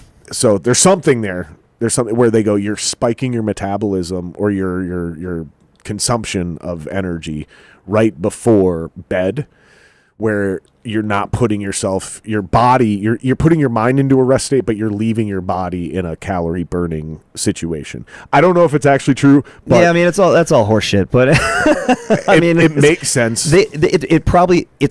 Maybe there might be But something. there's a lot of things that there make might be sense that aren't something- true, so. Right, there might be something anecdotal to that, but there's nothing that's like that I'm aware of. Maybe I could be wrong, but there's nothing specific that I'm aware of. Most of the time, I would encourage clients to work out whatever time works best for them in their day. Professional athlete, whole other thing, right? A different level entirely. But no, I mean, I think what you're doing there and what you're seeing success-wise from how you're approaching things is just, you just need to be doing something. And when you're taking your muscles and your bones through a full range of motion, your body's going to prioritize those resources to those places to recover that. So when you start working a desk job, for instance, after working an active job for a really long time, the way your joints, your body's going to not send as much synovial joint fluid production to those areas that aren't moving as often. So it literally synovial joint fluid? synovial fluid is the fluid that lubricates the joints. Is that that bubble that pops when you crack Yep. your So knuckles? when you hear your knuckles crack, that's that fluid going from a more solid form to a more pliable liquid form. That's like it's like an actual bubble that you're it really bursting. is. Yeah, it really is. And so it really is like, if you don't use it, you lose it. And that's just the facts of nature, you know, like that's just it. That's So how it goes. the next thing I did is I took your mantra of you're not moving enough and you're eating too little. Correct. So I took that to heart. And so what we did Move is more, eat more. Not eat less, move more. You know? Right. Yep. So what I actually did is I actually stayed in a calorie surplus. So and this attributes back to maybe it was our first podcast, maybe it was our second. I don't know. You've been on a lot now, so I can't remember them in order anymore. It was a lot easier when you were only on 2 or 3 times. Yeah. But what I did is I really was like, okay, since I immediately dropped to 185, what my body's telling me is that this is my natural weight. Because I'm not trying to drop 60 pounds like other people. I was trying to put on weight. Yeah. Right? Yeah. So I went as high as I could, and I could not fucking get past, like, I think the best I did was like 198. Sure. And then the next day I was like 193. And I was like, that's that 5 pounds of water weight. So, like, I'm in my mid 190s, and this is my max weight, no matter how much I seem to tax my body. But, dude, I was getting winded walking upstairs. Like, it was getting rough. So I was like, all right, this is the gap. I wanted 5 more. I wanted to hit 200, and I wanted to try to stay at 200, but 195 is what we get. As soon as I started doing anything, dropped to 185. So my body's telling me this is the weight, right? It's not 175, it's not 195, it's not 205, it's 185. If that's where you felt better Now, you know. Now, if, like you said, if we're in boot camp, right, or if I'm in the NFL, sure, I could probably get up to fucking 215, right? I mean, Depending you on could what have just position went to Panera and bought all the day-old bread and just went like, no matter what you hear from this bathroom, do not open this door. But that would have got you the 5 pounds. But yeah. But the interesting thing, though, is that I've slimmed, but I haven't lost any weight. I'm Right. Well, you're staying doing a at body, that 185. yeah, body recomposition, right? Right, which is what we talked about. So you're right? you're eating approximately to your maintenance, or maybe a little bit above. Yep. Right. And that's so, what I'm. Yep. Yep. So you're Specifically in accounting the protein category. Right. So you're accounting for your energy, right? For your energy expenditure with your calories, because calories are energy. Right, that's a lot of people buy energy drinks and they're like, "Yeah, I'm running low on energy, so I need to buy this energy Just eat drink." some I'm like, fucking food. You probably need real food, motherfucker. Yeah, You don't and put that fucking thing back. which specifically, here's what I've done: is I've switched out as much chocolate, as much junk food, as much simple sugars as I can for straight up fucking fruit. Grapes, 100%. grapes and strawberries specifically Sure. are like the easiest quick access. I mean, grapes are candy, basically. All that stuff's nature's candy, for real. But here's why I'm like super enthusiastic about fruit right now. And my wife asked me if I was going to bring this specific fruit subject up with you, and I was like, "You're fucking right, I am." Sure. Because my brother's asking me about this shit now, Yeah. and he's I don't think he's listening to the right people, and I don't think a lot of people are listening to the right people, because I think with the popularity of keto and carnivore, I think somehow fruit has become the new devil. I am 100% certain that no matter how much fruit you eat, like fruit and vegetables, like you're not going to get fat. Like, I don't think it's possible, because if you look at the actual composition of fruit and vegetables, it's like 98% water. It's a 1% fuckload of water, fiber, 1% fiber, and then the sugars that are in it, though, are so quickly consumed and expelled that even if it does knock you off ketosis or any of that other shit, the calories you're burning to process that and the hydration you're getting from it, I don't think can ever really be a net negative. If you went to an all fruit and vegetable diet, you'd get diarrhea and you would lose so much weight that it would become a medical concern. Yeah. So I don't. Yeah. If you're trying to lose weight, I don't think fruit and vegetables need to be villainized the way they've been villainized. Yeah, I don't. Well, And I haven't physically experienced any negative consequences. Literally, no matter how much food I put in my body. Fruit's totally fine. Like, especially, so what they find also is that like fruit, yeah, you're right, it does get a little bit of a bad rap, and there is some problems with like. And I think specifically people are right now trying to villainize it and like make it the new devil. I don't know. Kind of the way they did fat like 10, 15 years ago. Remember this? I do remember And red all of meat? that, but I personally I think they're haven't. doing it with fruit right now, dude. I haven't seen any of that stuff about fruit in my, like, what I look through and what I look at. I see a lot of keto and carnivore guys who say that they don't eat fruit because of those reasons, because they don't feel like it helps them at all. And I would say that they need to look at some of the studies, into more like long-term ketosis and some of the problems that might occur with long-term ketosis, if they're even actually in ketosis in the first place. We've kind of talked about this much time. And I'm a lot still of guys, not at even if that they're level to have that conversation with even anybody. even if those guys piss on a stick or really, nutritional ketosis is incredibly hard to achieve, and it's really tough for a lot of people. And not for people everybody. quit keto because they're like, because I have a fucking apple and it ruins my. And I'm like, dude, I don't think you're. Well, somebody's perverted this. It's knocking sales them pitch. out of ketosis, so they speak. Right. But they don't even understand themselves what that means or what that's doing. Or the doing. people that are teaching them are either perverting it or not and that's It's what I'm getting at. That's, a lot of zealotry in that. It's a lot of zealotry in that Zealotry, whole thing. that's the yeah, word. yeah. It's That's a lot of the like word. this is the way. Like, this is the only way. My way is the way.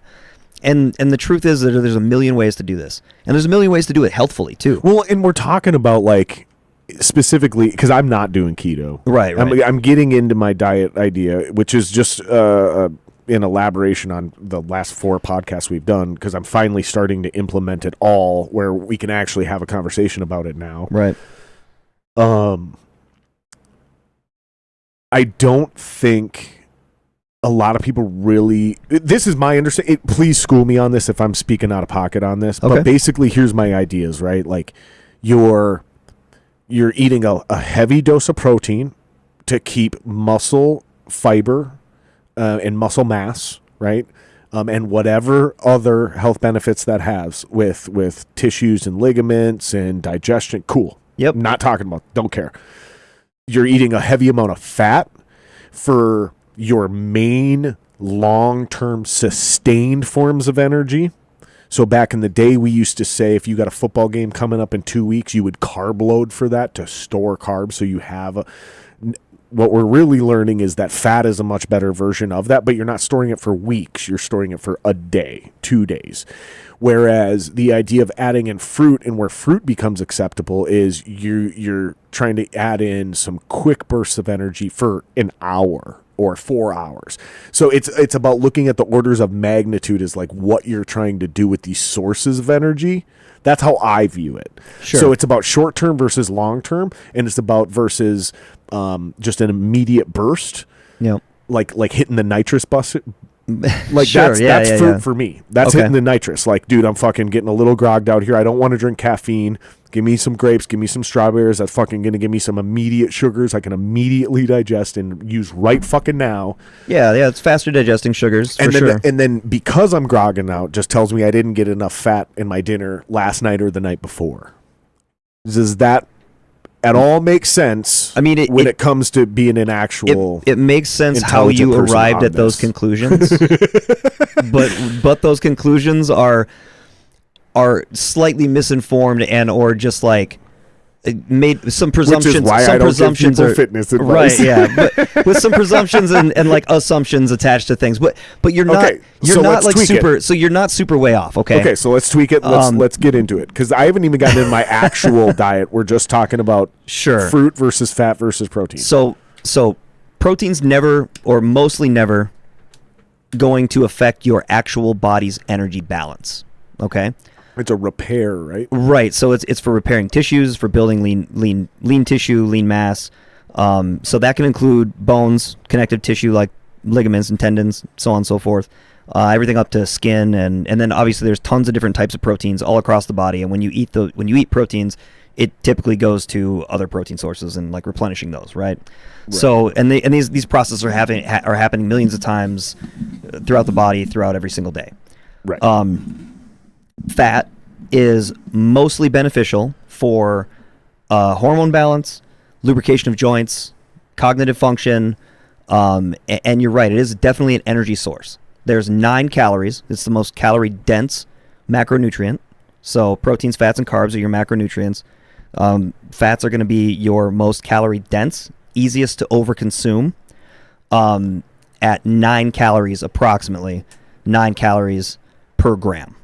Okay. Right. Proteins and fats are both equal at approximately 4 calories. The real number is like 3 point blah, blah, blah, something or whatever. We just round up to 4 because fucking numbers, and it makes sense. Plus, Sure. you can never, unless you're weighing absolutely everything you eat, you're just making assumptions anyways, with about a 20 to 25% error margin on either side, right?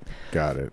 So the way that like fats, your body does work really efficiently and effectively off of fat as its primary fuel source. But really, at the end of the day, there is no superior diet, right?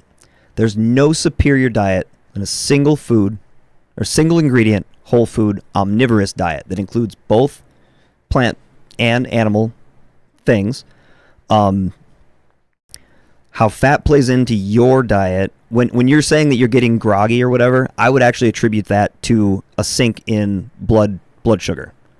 And that not because you didn't have enough fat the previous day, but because you're on a glucose roller coaster and you're doing the ups and downs. That tracks. Yep.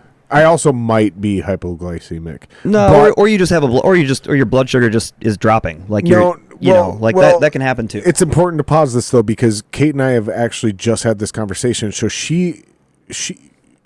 her and I are on a cycle that is so similar. I actually just had this conversation. I go 100%. I'm 100% certain at this point that our diet, something's wrong with our diet, because it's not possible that two different people, man and woman, from two different sides of the fucking country, right? So we had two different like ethnic backgrounds, basically, right? And two different like local biome upbringings, right? Sure. Are experiencing similar stomach issues, similar energy issues, similar this, similar that. I go, we're fucking up our diet. Like something's in our diet that we're fucking up, because we're having these energy crashes in the middle of the day. So it's either we're both coincidentally hypoglycemic and we both have some weird digestive issues. Hers is dairy, mine is random, or we're doing something in our fucking diet. No, I have a third option you haven't brought up yet.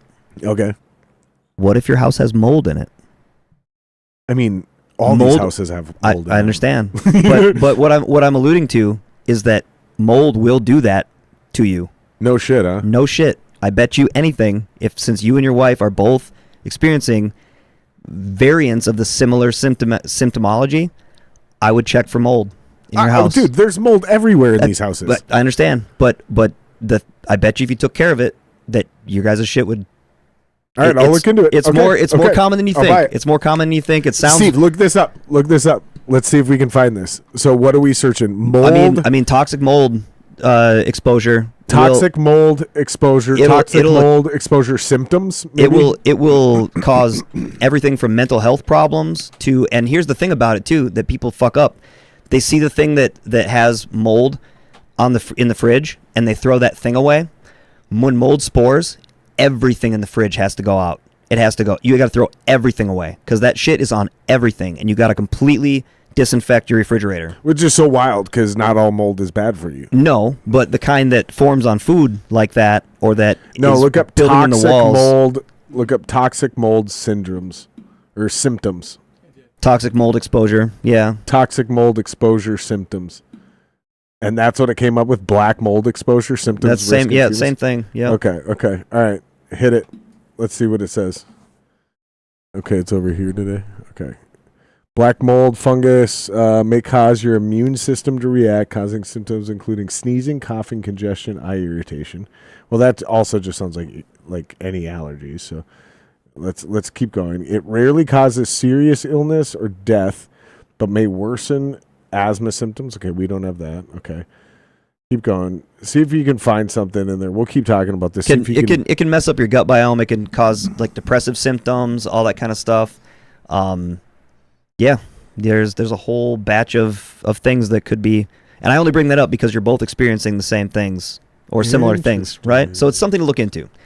You know, maybe it's not that. Maybe there is something in your diet that's goofed up, but it sounds to me a little more. It's probably this glucose roller coaster you mentioned. That's what makes the most sense to me. How are you starting your day?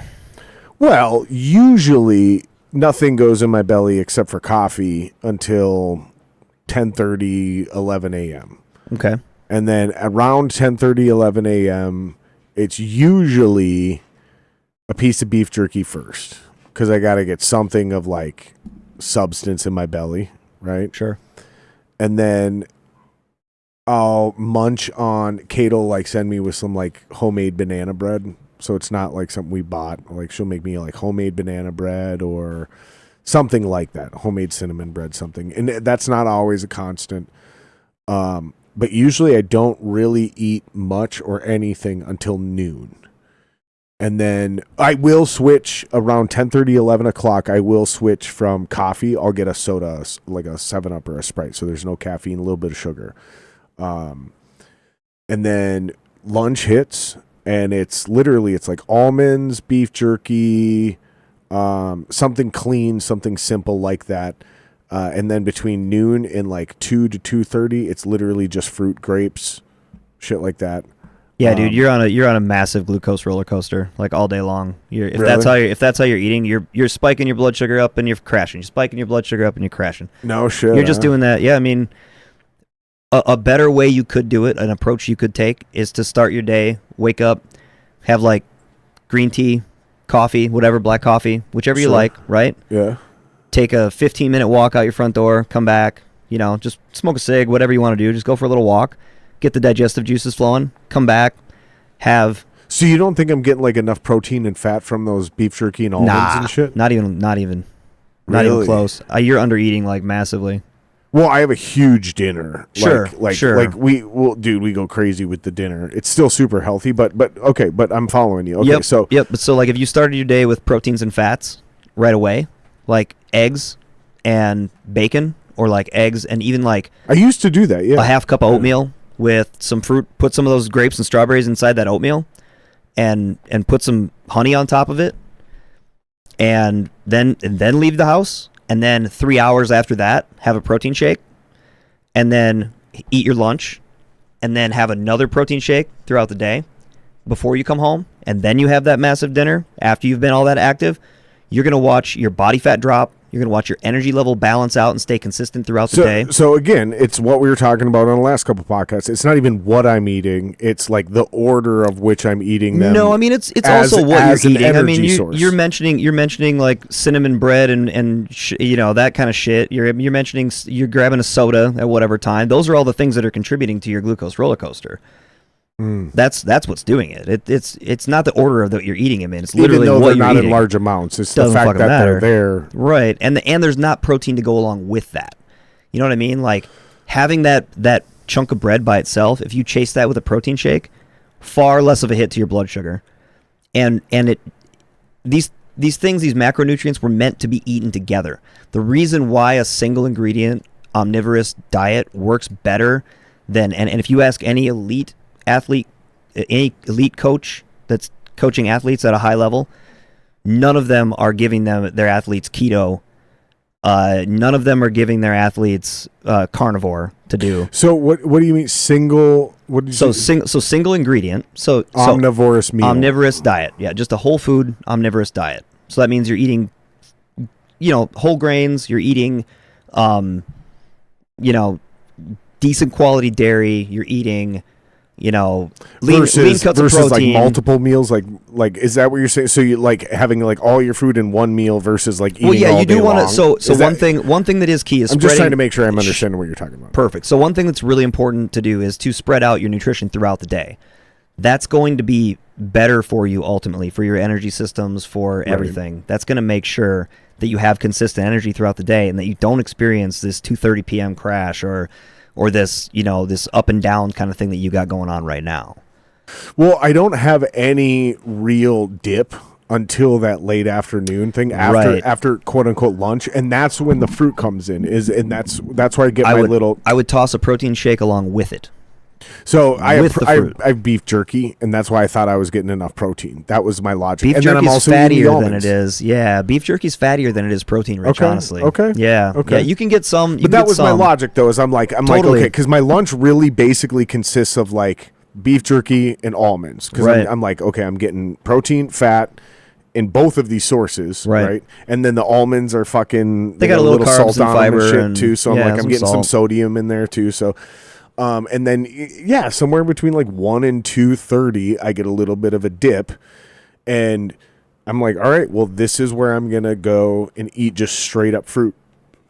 And then by the time I get out of work, because I also think part of the reason I have that dip is mental because of the boringness of the job and like you just got done eating and now I'm just fucking like whatever. It's just I don't know. Maybe I'm wrong. No, the other aspect of it too is to keep in mind. So try to after you have that lunch, you know, and if you're like kind of thinking that maybe you're getting a little groggy because you're just sort of like sinking back into the boredom of the rest of the day kind of thing, right? Yeah, and I leave shortly after lunch, so it's like, dude, this last couple hours that dip might be a little more mental than you realize, but let's say it isn't. Let's say it isn't. Right, so you can just try to go for a 10-minute walk after you eat. A 10-minute walk after meals is more effective, literally, in every study they've put it up against, than metformin. Okay. Like the diabetes medicine to control blood sugar. Wow. A 10-minute walk has a better I think you made a post about postprandial this. I think I read blood this sugar online. I think you posted this. Yeah. It has a better effect on postprandial blood sugar, blood glucose levels, blood sugar levels than metformin does. So if they got you on metformin. Can you find that study, Steve? Go for a walk. Can we throw that up there? What do we search to find that? You can say. Well, you guys pull this up. I'll let you read this because you know more about. I got to piss again. Sure. Metformin. Pull this up and see if you can 10-minute find walk. Effects of a 10-minute walk on blood glucose versus metformin. Versus metformin. And metformin is METFO. Fuck me, I forget. I got it. You got it, yeah. I've been taking it for 15 years.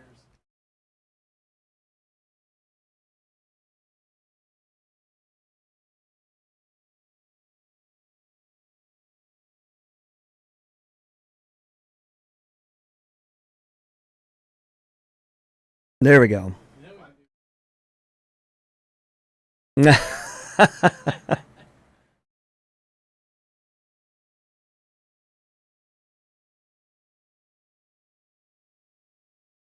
Oh, that looked like it almost worked. Yeah. It's more effective. Yep.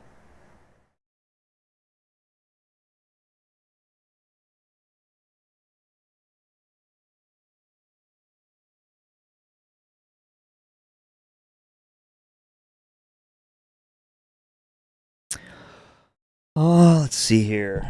I don't know. I've been taking metformin for 15 plus years. Yeah, yep. And yeah, it's it's by itself, it's not very effective. Nope. At least for some people. Yep. Me, and then I started Sure. with it, Sure. and then I was getting low. Yep. Like I'd wake up at 3 o'clock in the morning, down to 30. Oh, yeah. Damn. And it was bad, shaky. Yep. And I got off of that, and now that new one with the weight loss property. The Ozempic. Ozempic. Yeah. Sure. I was on 2 others. Are you resistance training with that Ozempic? So I'm at Lifetime. Okay. And I was starting off with cardio. Sure. Basic, real simple stuff, just walking. Yep. On the treadmill, and then now I'm doing. Please with that, especially with Ozempic, Yeah. it's really super important to make sure that you resistance train, Yeah. because otherwise you will lose lean body tissue. Okay. And the last thing you want, especially, I don't know how old you are, but sarcopenia starts hitting us at about 40, 41, at a rate of about a 1 pound a year muscle loss, Oh wow. year over year for most men. So if you're already on Ozempic and you're in a sarcopenic state where you're losing muscle mass already, Ozempic's going to accelerate that process already.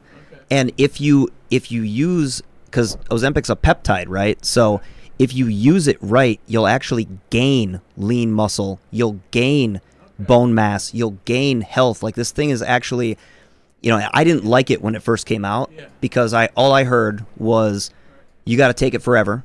What I heard about are we terrible on screen here? side effects. No. I mean, like what are they seeing? Oh, Like, show us our OBS.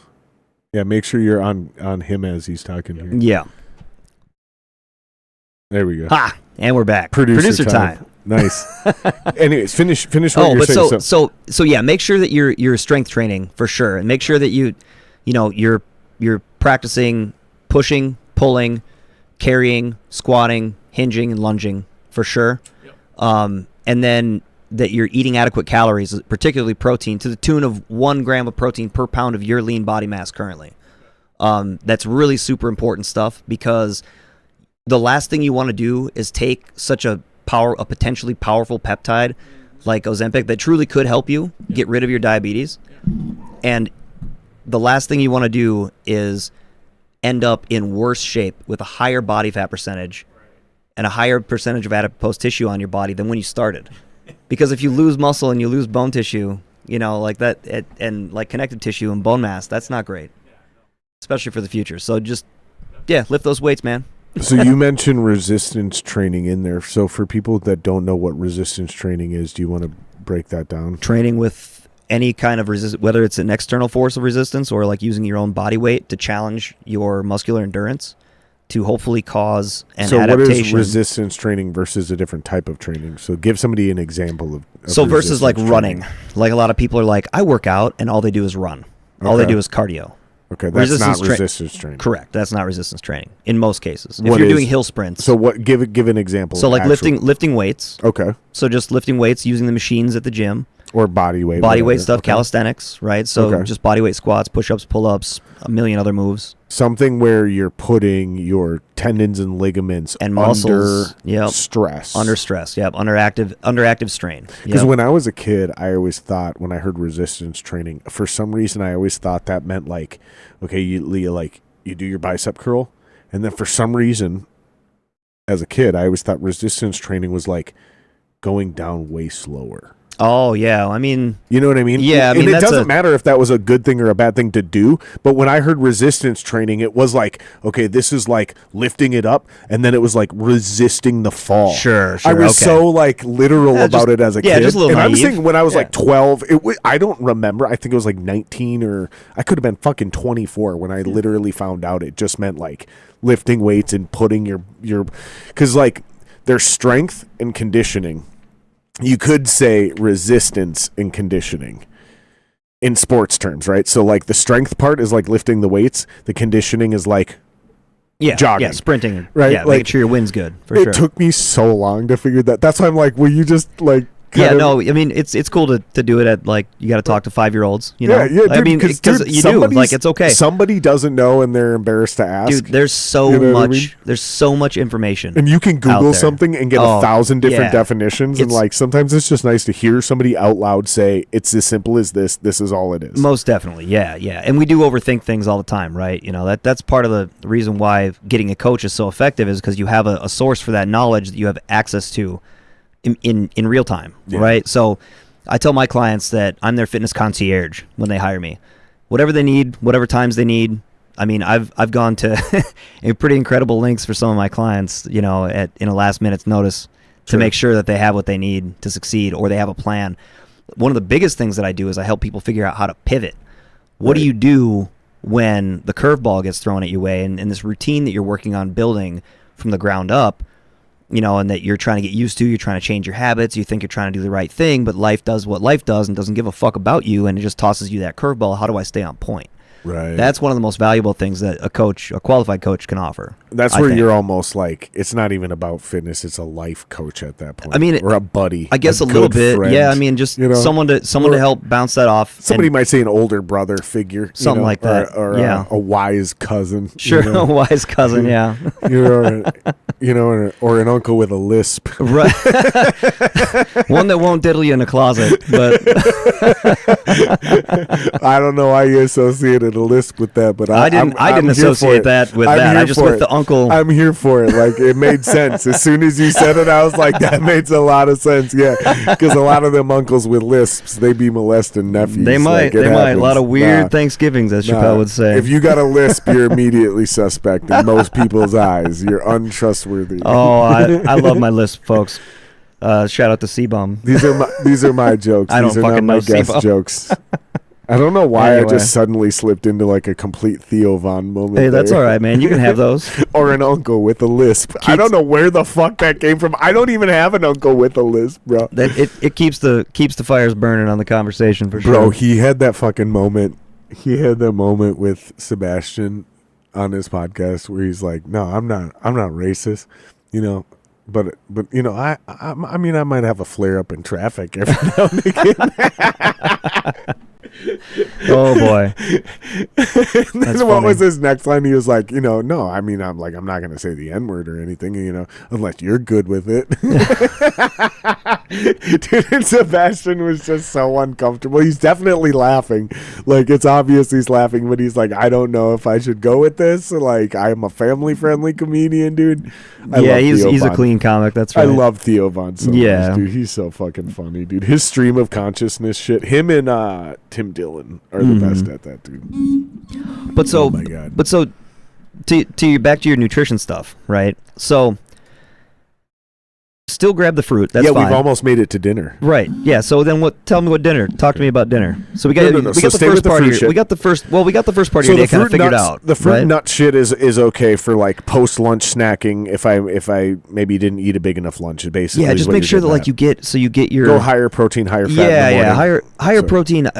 Moderate fat, moderate carbs. So like lower fat, probably moderate carbs. So here's immediately what I would do as my breakfast in the morning. Then here's how I would immediately do what you're saying is I'd go back to my old breakfast, which would be 2 scrambled eggs with like a quarter or an eighth stick of butter. You know what I'm saying? A little bit of butter in there. Tiny little bit of butter. Yeah. Onions. Sure. Maybe some green peppers. Yeah. Maybe even throw some like diced ham or bacon in there. Sure. Boom. There's my breakfast. That gets me through pretty much all the way to lunch at that point. Yeah, dude. See, so that's the thing is that protein equates to satiety. Okay. Right. So that's going to keep you fuller longer. I got to go back to what I was doing. That meal you just described is better than your whole day, the rest of your day, your food. You know what? Fuck you, man. I'm just.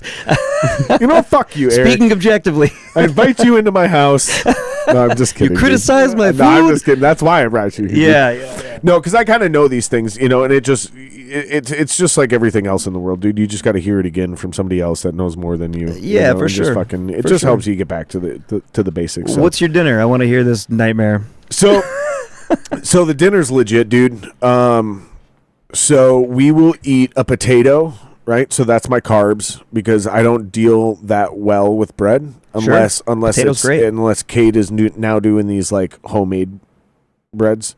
Yep. Right. So the grocery store, because we're lazy and we don't have a completed kitchen yet, the grocery store makes these like from the deli. It's just like basically a fucking scooped out potato. They throw some cream cheese, some regular cheese, bacon, and some jalapenos in there. Boom. It's a jalapeno fucking It's like a loaded baked potato kind of thing, right? Yeah, right. Yeah. Like, but and you can read the ingredients, like everything's right there. Sure. Boom, done.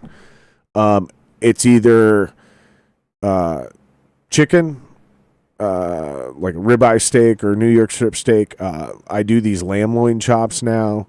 But it's whatever our main protein is, it's from Sam's Club, from the fucking fresh cut, nothing prepackaged, nothing pre-made, pure. Right. And then we always have some sort of vegetable, usually asparagus, because it's easy, it's quick, it's there. Otherwise, it's like broccoli or carrots or something like that. Even when we do ranch dressing on a salad, we now do the powder, and Kate makes that shit from scratch too. So we're just using the ranch flavoring out of the thing, which is definitely more healthy. I mean, you can feel it in your bloodstream. Like I'm telling you, like within a week or two of just making your own ranch, even with the same Hidden Valley powder shit, I'm telling you, is way more healthy than that whatever they're doing to preserve ranch on that shelf. Soybean oil, dude. It's what that is, bro. I am telling you, dude. Like that's what that is. It's making you feel like that shit. The worst thing I actually put into my body, like as far as like substances, is like. Yeah, I still have a guilty pleasure for like Hershey's chocolate, with the almonds in it,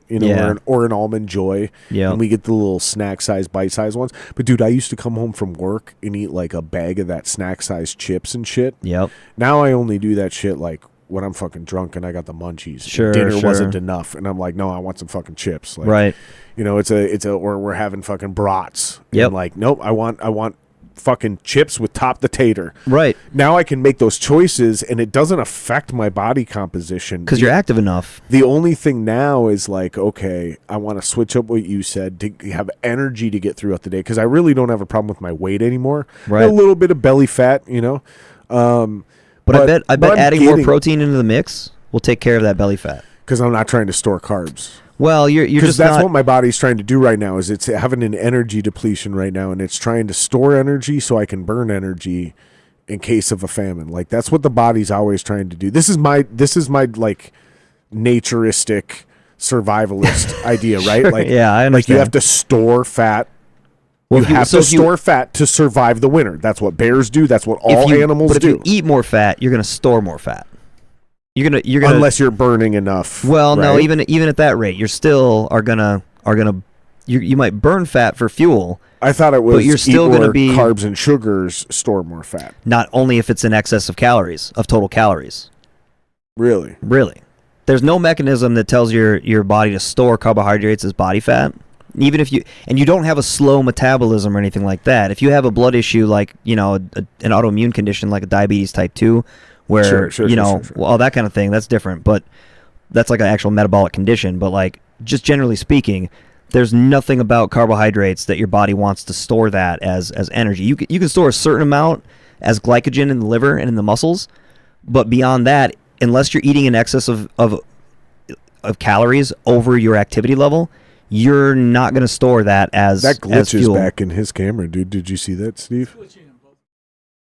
We got to figure that out, or we got to buy new cameras. But you're not going to store body fat go just to the based overhead. just based on eating the carbs alone. So I thought it was if you're eating sugars and carbs and you're not immediately burning them, that your body converts them to fat and stores them as fat. No, not so if you're sedentary and you're eating in excess of calories, of course, that's going to happen. Okay. Because you're going to have an energy balance issue there then. You're taking in more than what you're burning in a given day. Your body's got to do something with that, and it's going to store that for future use Okay. as fat.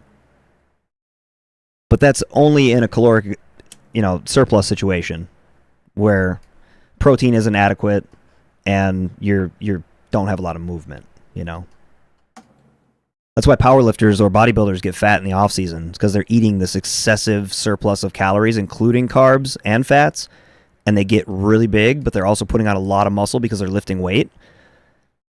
So that's what they've got, that big layer on them, and then they cut that down. Okay. Yep. Yeah, I don't think you'd have any problems with my dinners. No, your dinner sounds great. No, the dinners are super. If you just clean up healthy. that breakfast, man, I bet you'll see a ton of results. Yeah, I think you're right, dude. I think it is. I think it's the breakfast and getting to, because I don't really even That need fasting much bullshit, lunch. man, like that waiting to eat thing is fucking nonsense. It's the most garbage ass stuff that's ever come out from a fitness fad perspective, and it's fucked people's metabolisms up more than just about anything. It's given more people metabolic conditions and issues with food and with like, oh, I can't eat that. I can't. It's done more damage. Just the term fasting has done more damage than good. Well, let's break this down though. Let's slow the fuck down. Okay. So the idea of intermittent fasting is like giving your body like a 10 to a 12-hour break from digesting food, meaning shut your fucking pie hole, shut your beef hole, shut your pork hole, whatever it is. Stop fucking eating for a short period of time. The point is you're supposed to be sleeping during this period of time. That's why it's called breakfast. Is you're breaking a fast. It's literally a two words smashed together. You're breaking your fast. So to the describe an action. So, and I'm not trying to preach here. I'm just No. I'm You're- just making sure we're not getting ahead of people. Like they got to Right. understand what you're actually saying, because I've argued the same thing, and some people I know have argued the same thing, which is basically like, don't eat after 8 p.m. if you're going to go to bed at 9 or 10, and then when you wake up at 6 or 7 or 8 or whatever the fuck it is, right? Yep. Like, just make sure there's like a solid 12 hours where there's no fucking food in your belly. That's not necessarily what how I would describe it, but that is a great philosophy to employ. I mean, that's a general dumbed down layman's version of it. But that's perfect. That's the idea of break fast. Exactly. Is what I mean. It's breakfast is you're supposed to like not eat after a certain point. And if you listen to all these guys say, don't drink caffeine after noon, fucking, don't eat anything after whatever, go to bed by this time, and then if you wake up at this time, blah blah. What they're describing is the same thing that the fucking pilgrims knew way back in the day, and that's why they called it breakfast, which is to break fast. I'm giving the layman's version of it, but because it's philosophical more than like a prescription, like a doctor would give you. It's perfect, and that's what you're really getting at, right? Exactly, don't eat before noon is like, dude, that's so arbitrary. Like, when is the last meal you had? Yeah. Was it 12 hours ago? Right? Right. Then you're probably fine. Eat. Right. Because I've never made it to noon. Not once in my entire life have I made it to noon without eating. Like, a couple of things that people kind of get fucked up. There's plenty of people out there telling you what not to do. There's not enough people out there telling you actually what to do that would work. You know what I mean? Like, giving you the real nuts and bolts about shit. Like, stop worrying about everything you're not supposed to do. Stop worrying about everything you're not going to be able to do or can't do on this diet or this health thing. It's your fucking health, man. Yeah. Like, you only get it once, right? So don't worry about what you can't do. What can you do? You can add protein. You can sleep more. You can take more walks. You can pick up a weight or two. You can eat a balanced meal 3 fucking times a day, like a goddamn grown-up. Yeah. And you'll watch. Those are all basic things that we all know we should be doing. And yet so many of us are like, I don't know where to start. It's like, no. Go back to the basics. I will say the easiest way to make this transition, the first step from experience, and this is not health advice, this is like human, like, bro, where do I start? Right? Okay, yeah. Here's the thing.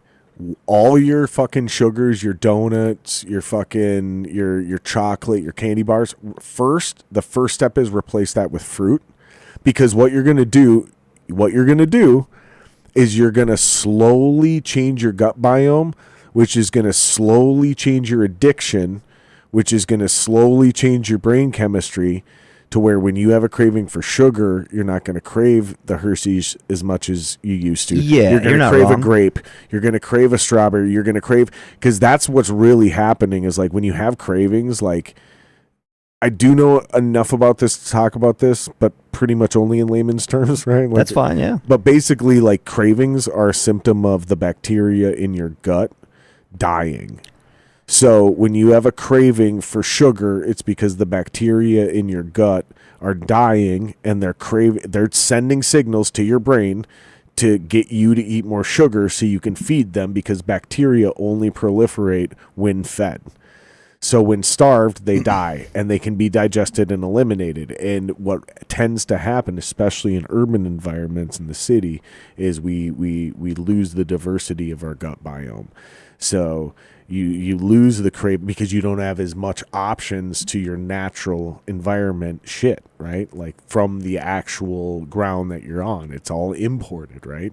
And it becomes very, what's the word? I'm going to fuck this up. I'm going to say mono. It's very singular. It's very... monobiotic, you would say? Homogenous, I think is the word. Homogenized. It's not diverse. It's the opposite of diverse. You don't have access to a variety of calories. When you live in the country, this is true. When you live in the country, you have a more diverse gut biome and a healthier immune system than you do when you live in a city. When you live in a city, you have a less healthy immune system and you have a less diverse gut biome. There's a direct correlation there.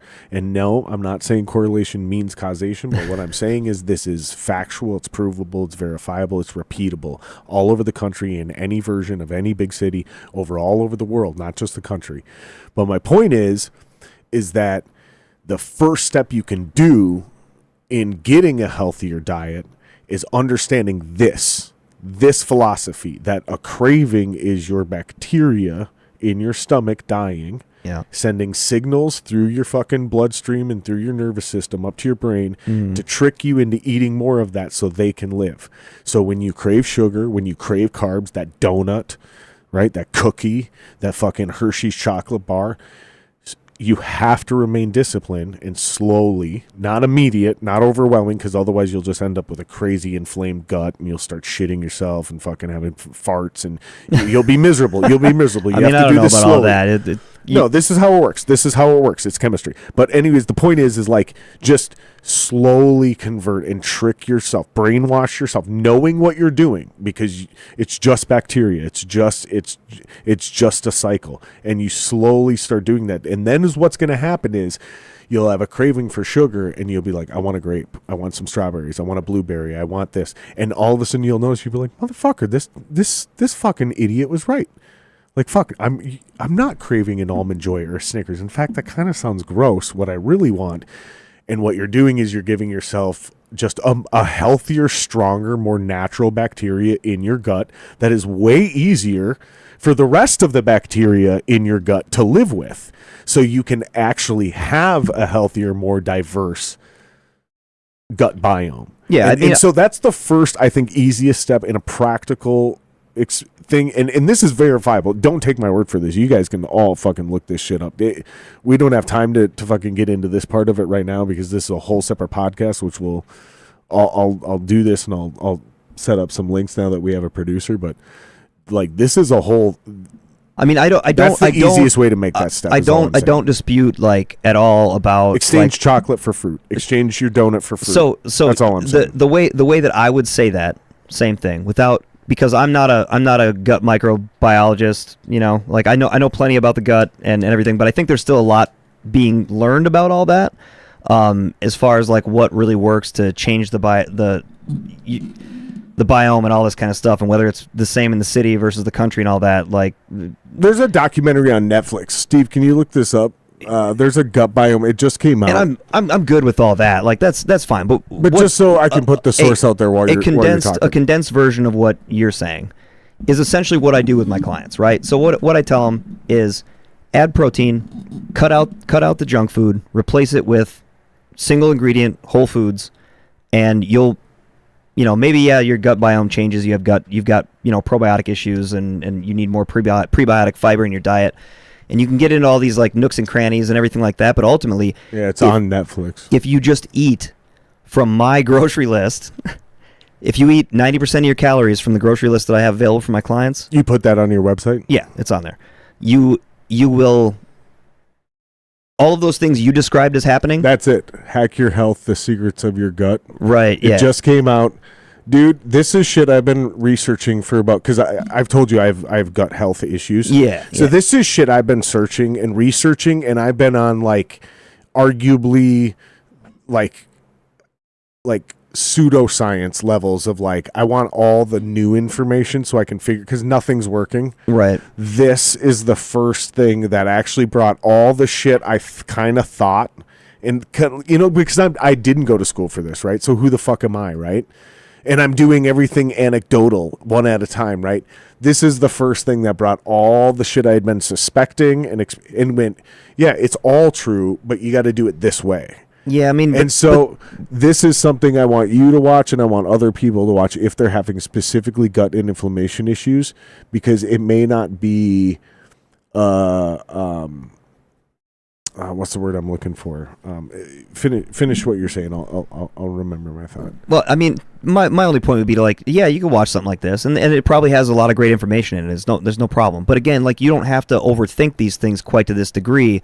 You can just eat better quality calories and watch the shit change right before your very eyes. Right. But what I'm saying is, like, sometimes people, their cravings overwhelm them, or if they make too abrupt of a change, it can really fuck your stomach up. It can fuck your gut up. And my point is that's a bacterial thing. That's a separate issue. And it just needs to be taken in stages, slowly. Everything on your list is probably 100% legit, but if people are having issues with it, which is common to anybody trying to switch new habits, especially with the diet, it's something I've personally experienced, and a lot of it becomes too overwhelming because it's too big of a change. Mm-hmm. That's why I'm saying just start with this small switch, and you'll see this change, and then once that change happens, because here's the example: switching your chocolate and your sugars and your cookies for fruit.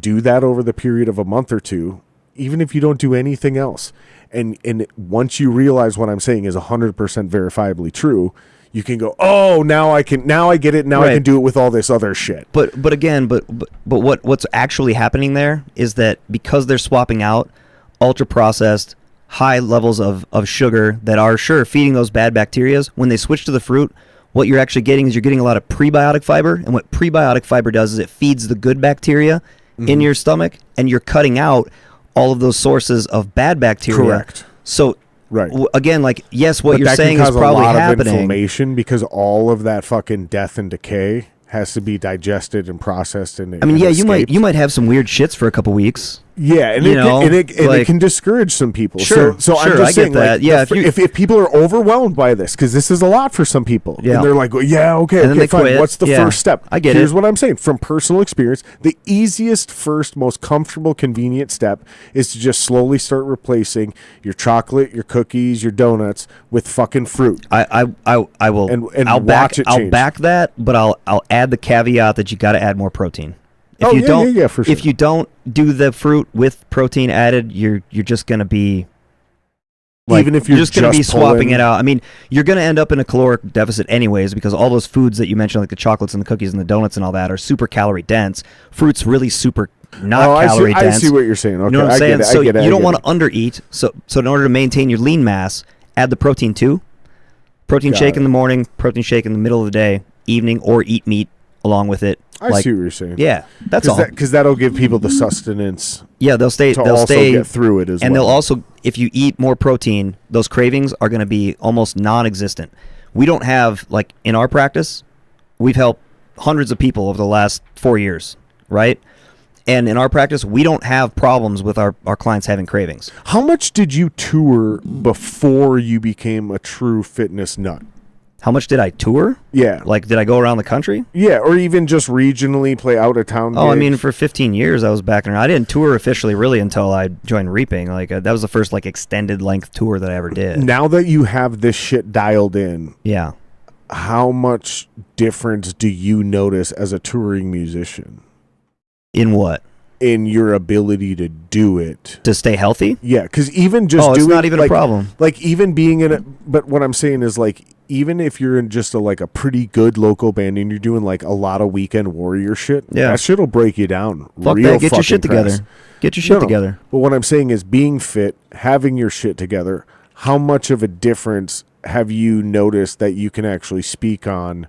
Versus when you weren't a complete health nut in those other bands, just doing. Oh my God! When I wasn't a complete health nut, a show and drinking afterwards and stuff, and having to play the next day with a hangover and all the fucking bad, inflamed stomach and just feeling like shit all the time. No thanks. No thanks.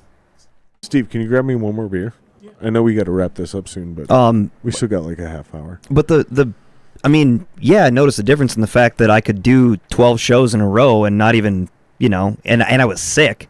It wasn't a problem for me. I could go out and perform every night and I made sure, and I will continue to make sure that my, not that I need to because Dan and Alex and Jacob all take care of themselves really well in Reaping. Well, here's why I'm asking this is because like I am very much in the I'm very much in the Bert Kreischer mindset. Sure. Which is like I want to eat better, work out more. I want to get in a But you also want to party harder. so I don't have to quit partying. Sure. No, I don't want to party harder. I've actually switched back to light beers, dude. Like, right. I'm not doing IPAs. Like, yeah, I'll sit here and sip some whiskey if somebody wants to sit here and smoke cigars with me. Sure. That's probably a good move. But like, no, I've actually like dialed it back. But my point is like, I want to get more healthy and work out more and clean up my diet so I don't have to quit smoking cigars or quit drinking beer. I'm trying to sustain the party. Sure. I'm not trying to get shit-faced anymore, but I'm also not trying to fucking like clean up and get sober because there's some psychological shit in there too. Like I don't want to like be the guy who like can't drink. And like, if that entire idea makes me just as cringe as I wouldn't being a fucking I wouldn't. drunk. I would just say drink less more often. Like that's exactly what I do. I basically quit drinking like Monday through Wednesday. Right. I mean, really Sunday through Wednesday, and then I have some beers on the podcast. Right. And then I'll have some beers on Friday, Saturday, and then but I'm not getting like It's not like it used to be. I mean, so the one thing that I tell people about alcohol is like, so But I also want to be able to throw down on 4th of July. right, like I'm getting blackout drunk every 4th of July. Like I'm getting blackout drunk every 4th of July. I think as long as you over the because everything is about consistency. Everything comes back to zooming out and being able to look at things over a longer period of time.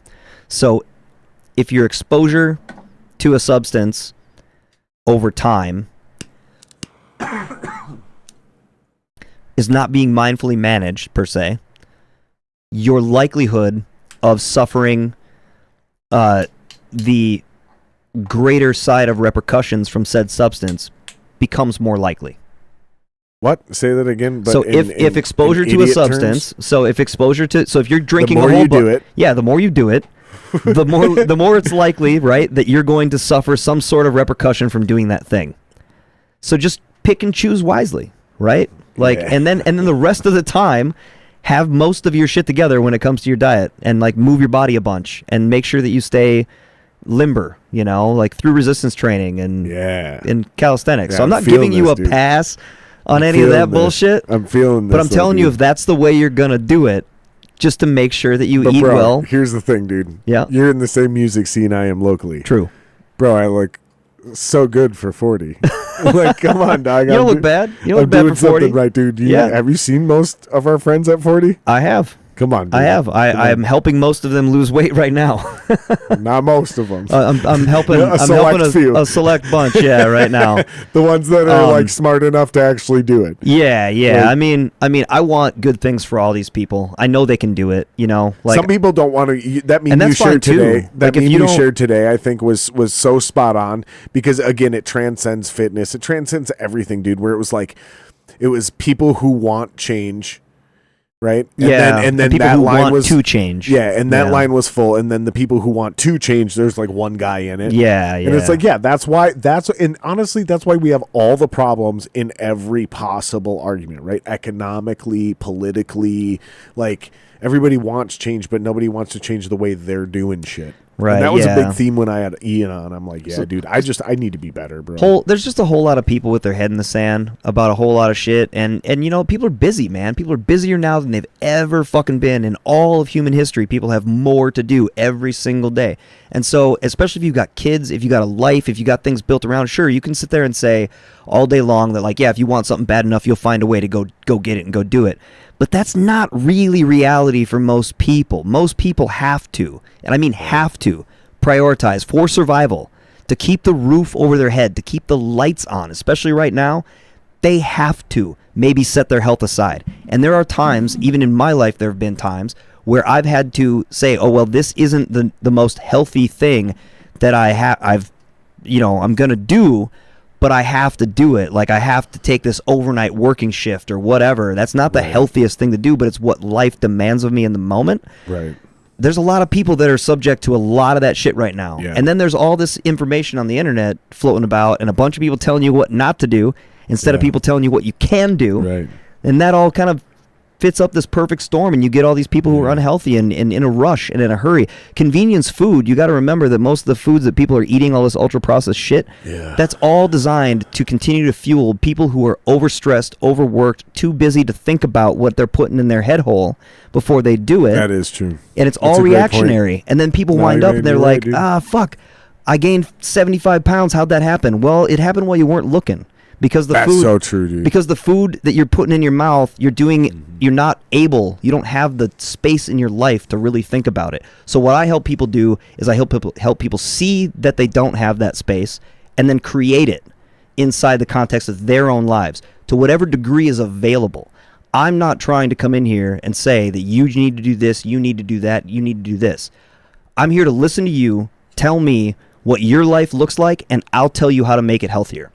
Because it's not in absolutes. It's all a scale, and it's all independent and individual Right, of, when of those each guys are person. like, when these guys, like, because I've even been there where I'm like, dude, I'm not going to sit here and get jacked. And then I'm listening to somebody younger than me be like, oh, you could. And I'm like, no, dude, just shut the fuck up. Like, you don't Yeah, know maybe what I you're don't talking want about, to. You ever Well, been well, really dude, fucking lean? well- It kind of sucks. Well, and here, if I had the time or the care or the patience to try to, like, actually speak with this, again, younger person than Right. me, I would say, Like, yeah, dude, if I went to fucking boot camp or if I had your kind of time or your lack of responsibility, but dude, there's so many things I have important to me.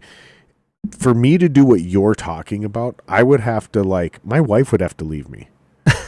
No, seriously. No, like, I mean, I for would a have lot of to people, that's free the up- case, I would right? have to Like- free up such an exorbitant amount of time at 40 years old to turn my body into what you think I can. Yeah, of course I can.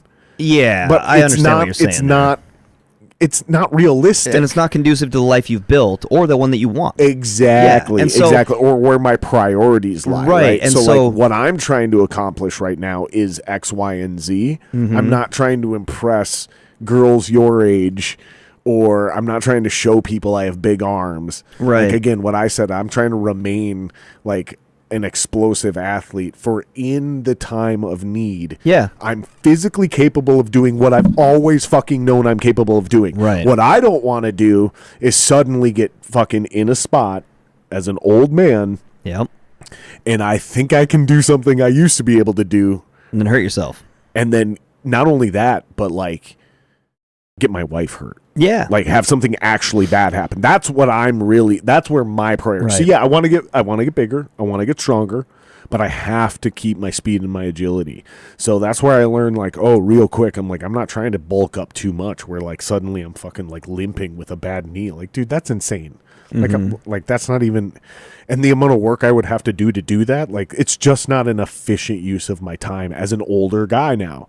And I'm fucking 40, dude. I'm not 25. You I'm ain't not even trying old. to fucking, I mean, I am, but No. I mean, we're not young anymore, dude. Speak for yourself. I feel great. I mean, but you're not. You're not, though. I don't Like- have low back pain. I don't have any joint problems or issues But if with my... you knew and did what you do now at 27, it wouldn't be comparable. 27 is when I started. Mm-hmm. Yeah. Yep. Yeah, but and imagine, back then my imagine back the hurt. knowledge you have 15 years from now. Yeah. No, Right? I'll be in great shape when But I'm what 70. if you would have started when Or you were whatever. 12? Even better. Yeah. You Even see better. what I'm saying, though? Yeah, I Like, get- I at got you. 27, 27-year-old would have been a beast. Yeah, if I That- would that have, wouldn't have with been the when knowledge you I have would've now. started. Oh yeah, That's what I'm saying. Oh yeah, for sure. Well, hindsight's always fucking. That's what I'm. you know. That's what I'm saying. Yeah, Though. So it's like for sure. Like, it's easy to do that and be like, oh yeah. Yeah, you totally could do this or that. Yeah, well, I Well, could of course fucking. I could have. Yeah. I could glue a Yeah. gray dildo to my forehead and walk That's into exactly traffic, what- but I'm not yeah. gonna fucking do that either. So, like.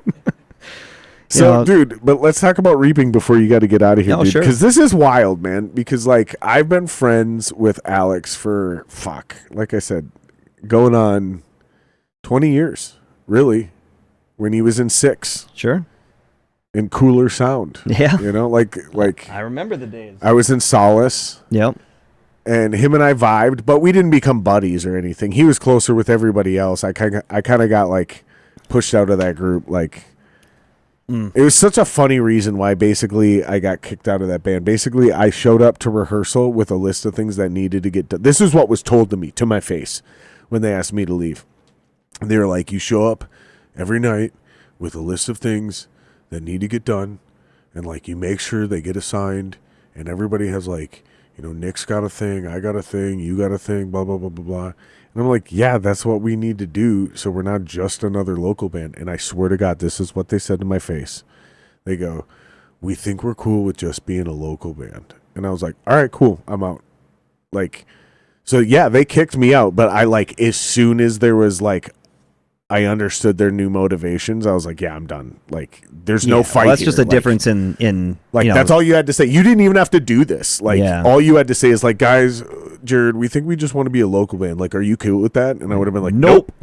I'm out of here. Yeah, like, you didn't have to do this whole weird thing where all 5 of you are lined up over there and I'm over Yeah. here. Like, dude, just come on.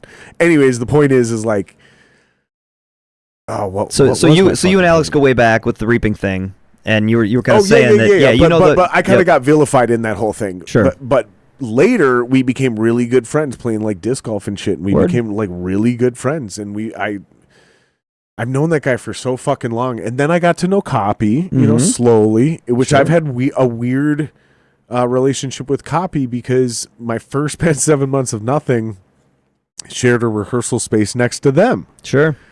Right, Next to in the a Section 8 completely guys? different building. I don't remember the name of it, but it was on like University over in St. St. Paul. It was on like the second floor. Oh, in this weird building, and Joe Engel, ironically, was down in the other room, who's also like Small World. But yeah, and then I worked with Jake Muley at fucking Guitar Center, who wasn't the bass player a year and a half ago. He was originally, and then he left, and now he's back. And it's just like, so slowly, in completely different ways, I have like met and gotten to know each one of you our story is well defined on this podcast about like, when I fucking needed a website back in the day. Oh yeah. That's right. Anyways, it's just completely, but all of you guys are now in a band together. And it's just like, wow, man, that is I don't think I can think of another band that I can say that about, where like I am genuinely friends, not like super close best friends. Don't get me wrong. I invited Alex to my wedding and shit. Like he couldn't make it to Jamaica. You guys had a show. You weren't in the band yet, but like I think you were on tour or something. But you guys were on tour. But like it's so weird because it was at different stages and different times and different places, and just all of you are in a band together now. Like I can't think of another scenario where it's like, because it's not like I met each one of you through that band. True.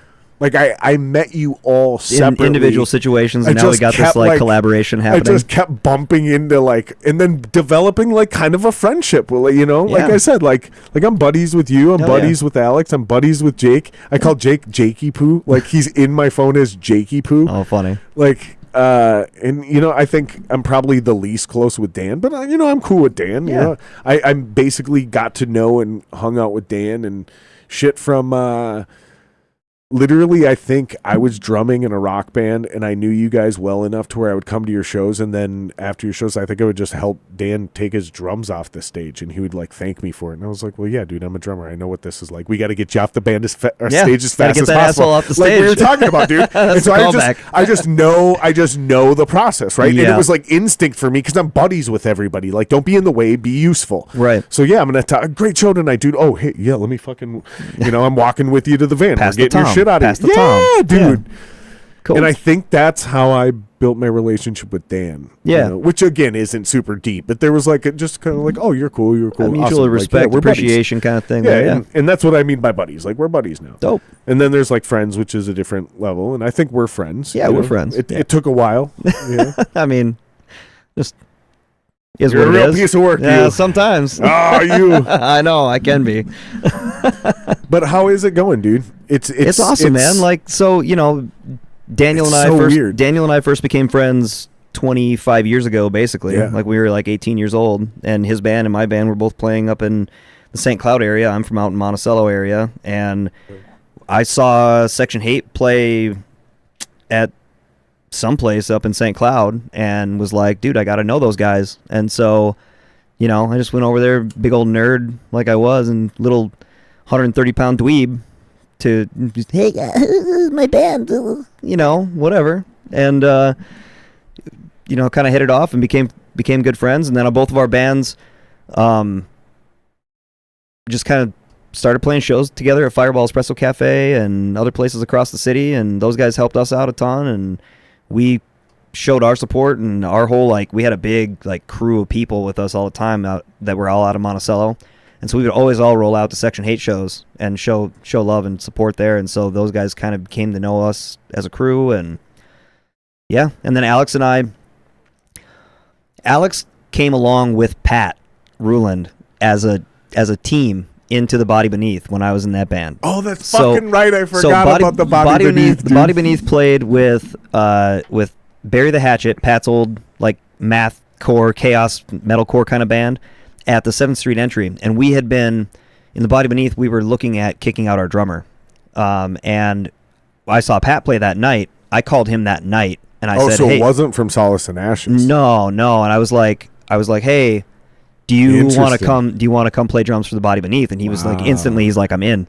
And then Alex came along with that too, because Alex and Pat were super tight back then, and we were looking for another guitar player as well.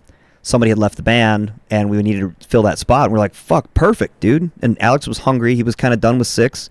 at the time, and he was hungry to get into something else and like challenge his abilities. And Nick from The Body Beneath was this perfect teacher and this amazing guitar player.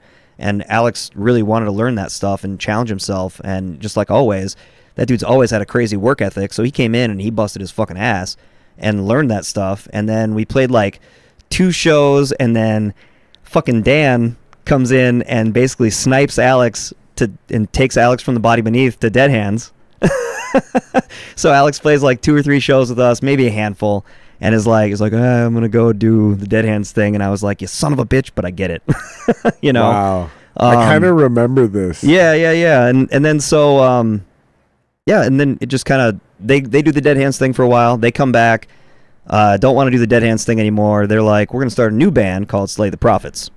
And something happened there. Well, so then they asked me, or they approached me about, coming in and trying out on vocals, and I was doing it, and I wasn't the best with timing back then, so I was struggling with some of the songs. They were having me kind of learn some of the Dead Hands stuff. What do you mean timing? Like literally counting songs, or just because some of those riffs and some of those in your own vocal timing? What do you mean no, like in the songs, like the different timings, the timing changes, like where to come in, where to come out. Like I was good in my own ones, but having to learn someone else's was really challenging for me. Okay. And like the vocals were already so like done? they were having me warm up in like, because they didn't have any songs written for this Slay the Prophets band, so they were having me learn Dead Hands songs to try out to.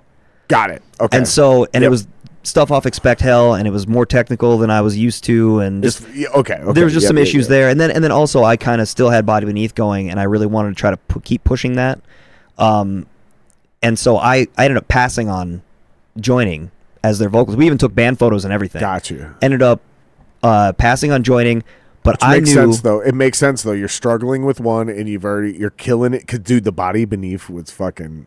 Thanks, dude, man. I That don't was a even, fun band to be a dude, part of. I don't even. People bust my balls. They're like, dude, you don't even like death metal, and I'm like, you know what? You're fucking right, and fuck you. You're right. I don't. Fuck you. And But fuck you for it. I do like certain death metal bands, and Sure. I do remember vibing on that band, and it might have been because I loved Pat. Yeah. I mean, could have But been. it doesn't matter what gets you into a band. No. It's just if you legit. And dude, I just remember you guys being like badass, dude. And I remember immediately, and I've said this on this podcast, nobody's going to be surprised. I love a great band name. Yeah, dude. yeah. And The Body Beneath is such a badass like metal band name. It was named after a weird B horror movie. Oh, dude, it's so good. Anyways, finish your story, dude. But yeah, so. So smart move was the point of that. Well, I knew I had been in another like side project. So with Tim Snook, and he was another vocalist, and I was like, dude, this is a huge opportunity to Tim, and he was one of my best friends, and I had taught him how to use his voice and how to scream and stuff, and so kind of had him under my wing, and I just told Dan and Alex, I was like, hey, you guys should look at this dude. And I told Tim, you should look at jumping into this thing, because this thing's going to go like a motherfucker when it takes off, because these guys are who they are, right? Because they're going to work, and they're going to fucking jump on the road, and so you're going to get a whole bunch. If doing the music thing is what you want to do, Timmy, jump into this motherfucker. And so he did. That's cool. He jumped in and became the first, reaping vocalist. And shout out to Tim. Yeah, Tim. Shout out to you, buddy. I rent his townhome right now. He's No my shit, landlord. huh? It has been for like 4 years, yeah. But we've been solid friends Wow. for the entire time, like nearly 30 years, I'd want to say. Well, where can people follow and get in touch with you for any of this shit? Like, where's your main thing? I know you have Lock and Key Fit. Yeah, so if you're looking for fitness stuff, you can either just message me on my profile on Facebook, just on my personal profile. Everything's public. You have access to me. So you what can just is click the your message button. personal profile? It would be Fitness Coach Kais. So Fitness Coach Kais. Facebook.com/Fitness Coach Kais, I think, maybe. Do you have like your own website? Yeah, that's yeah. not- So www.lockkeyfit.com. But do you have like just an Eric Kai's website? No. Where people can like, if they just want to be a fan of you and your music and your fitness stuff, they can just like, you know what I mean? not Follow yet. like one central thing. Yeah, Have you thought about doing that yet, or you don't think you're big enough yet? No, not by any means. I don't know. That shit happens weird. It happens quick, dude. It's cute. Like, It's cute when anybody cares, but I appreciate it. But and I think it's probably the case, like with most people, that more than you think actually do pay attention. But not yet anyway. I always wonder about that shit. 'Cause Yeah. it's like, Okay, I want to. I'm really not. I'm pretty nobody. Do you post shit about your music on your personal page? All the time. Do you? Yeah, all the time. I don't know why I don't see that. Yeah, I don't know. I see all your fitness stuff. No, that's cool too. No, but it's something weird with the algo is what I'm getting. Well, at. so I usually maybe I didn't like enough of your music posts Maybe back not. in the day. Yeah. And now it's fucking like, oh, you're interested in Eric's fitness stuff, but you don't like his music stuff, and it's like could be. because you miss a couple posts or something like you're scroll. No, seriously, this is how Yeah. it works. Like if you don't like a post or two, it assumes that you're no longer interested. Yeah, in yeah. that It'll thing. show you different shit altogether. Yeah, Yep, yeah, and for it's sure. like you only like this person when they post political shit, and it's like no, he pisses me off every time he posts that communist propaganda. Can I plug? Can I Plug plug? whatever you want, buddy. Okay, so first off, also in a band called Glutton for Punishment. That's a death metal band from right here in town. Is that with Robbie? That's Carlson? with Rob Carlson, and he's coming on the and the podcast great soon. Nate Tannick, and Jesse and Eric, all those guys. Hell yeah, we just finished a new EP. He's coming called- on the podcast soon. Good. Maybe I'll come with him, and You're we'll more all than chat. welcome, dude. But just finished an EP called From Flesh to Ruin, super dope, and we're gonna drop that hopefully in the next. Some information about when you can find that here shortly. And Dude, then but if I have a bunch of death metal guys on and none of you drink beer, dude, it's gonna be boring. Rob as will drink enough fuck. beer for me and him. It'll No, be he fine. won't. Last time he came, he didn't drink any beer, dude. I challenge you, Robert. Oh God! I challenge you. As your health coach, I say don't do it. I'm talking to you as I your say- health coach. Don't do it. I say, I mean, we don't have to get blackout drunk, but I challenge you to a few beers at least. And then August 3rd at Amsterdam Bar and Hall, Reaping is playing their first local show in quite some time. It's my first local show with them ever, and it's Jacob Muley's first local show in Minneapolis area in 10 years. I haven't seen Jakey Poo in so long. We're hoping we're going to be announcing some things on the way up to that show. But we got Defiled Sacrament, Begravement, Cobra Czar, and then ourselves and Mirror of Being all together on that show. So that's going to be a banger. Steve, for the YouTube, go to Amsterdam. What'd you say it is? The Amsterdam Bar and Hall, No, but what'd you say the date was? August 3rd. No, fucking regular ass internet, dude. Just go to the Amsterdam. Yeah, I was there. Yeah, August 3rd. Yep. We can at least, because you guys have a nice flyer. I yeah, like and it's this going to be flyer. 18 plus, so it's going to be a sick show. August 3rd. There it is. Bam. Click We got that some one. surprises coming up and Click stuff. that one and throw it up on the screen. They should have the flyer up there. Bam. There you go. Yep. That's a pretty sick There flyer. you go. But yeah, All right, so man. that's basically it. That show there. Look out for that new Glutton for Punishment, and then if you need help with your fitness and health, we've got a free fitness group on Facebook, the Lock and Key Fitness Group. And if you need to get access to that or have any other questions about that, you can always just hit me up through a direct message right there on Facebook, and I'll be happy to answer any of your questions and help you out. Yeah, and so far, everything you've told me, dude, as I've slowly implemented, very slowly. Sure. Everybody goes it's at their all own work pace. though. It's all work though, dude. I mean, you haven't steered me wrong yet, dude. So I can't Try not to. possibly endorse you enough, dude. And I'm gonna do the thing. I'm gonna switch the deal. Yeah, I'm gonna switch get the those breakfast. get those eggs in the I'm morning, just man. gonna go back to what I was doing before. Yep. And now that I don't have any of the junk food or any of the extra helpings of any of the other bullshit, Yep. I don't have to worry about gaining weight. That's right. And it'll probably actually give me a little bit more energy to do those push-ups. Start and those doing squats. 101 push-ups every morning. Starts Well, there. Here's what my theory is with these push-ups before we get out of here is instead of trying to go higher in number, I'm going to either slow down with them and just do the push-ups slower, which is way harder. That would be better for you, yeah. Do them slower, Yeah. for sure. You'd get more stimulus out of it. Yeah. You'd probably build a shitload of more muscle out of it, too. Or I might invert, right? So, yeah, you can. So, once you get to doing them proficiently with good form at flat level, then you want to start doing things like taking your legs and Yep. and elevating them. Yep. Start doing them at an incline. Yep. It looks like a decline, but it's actually an incline if you look Yeah. at it. Right. Really put it like the direction. The direction you're pushing, not the direction your legs are sitting. The direction you're pushing out and up at an incline. So yeah. Sure, yeah. So I might do that, and then I might switch. So I'm doing 4 sets of 25, Sure.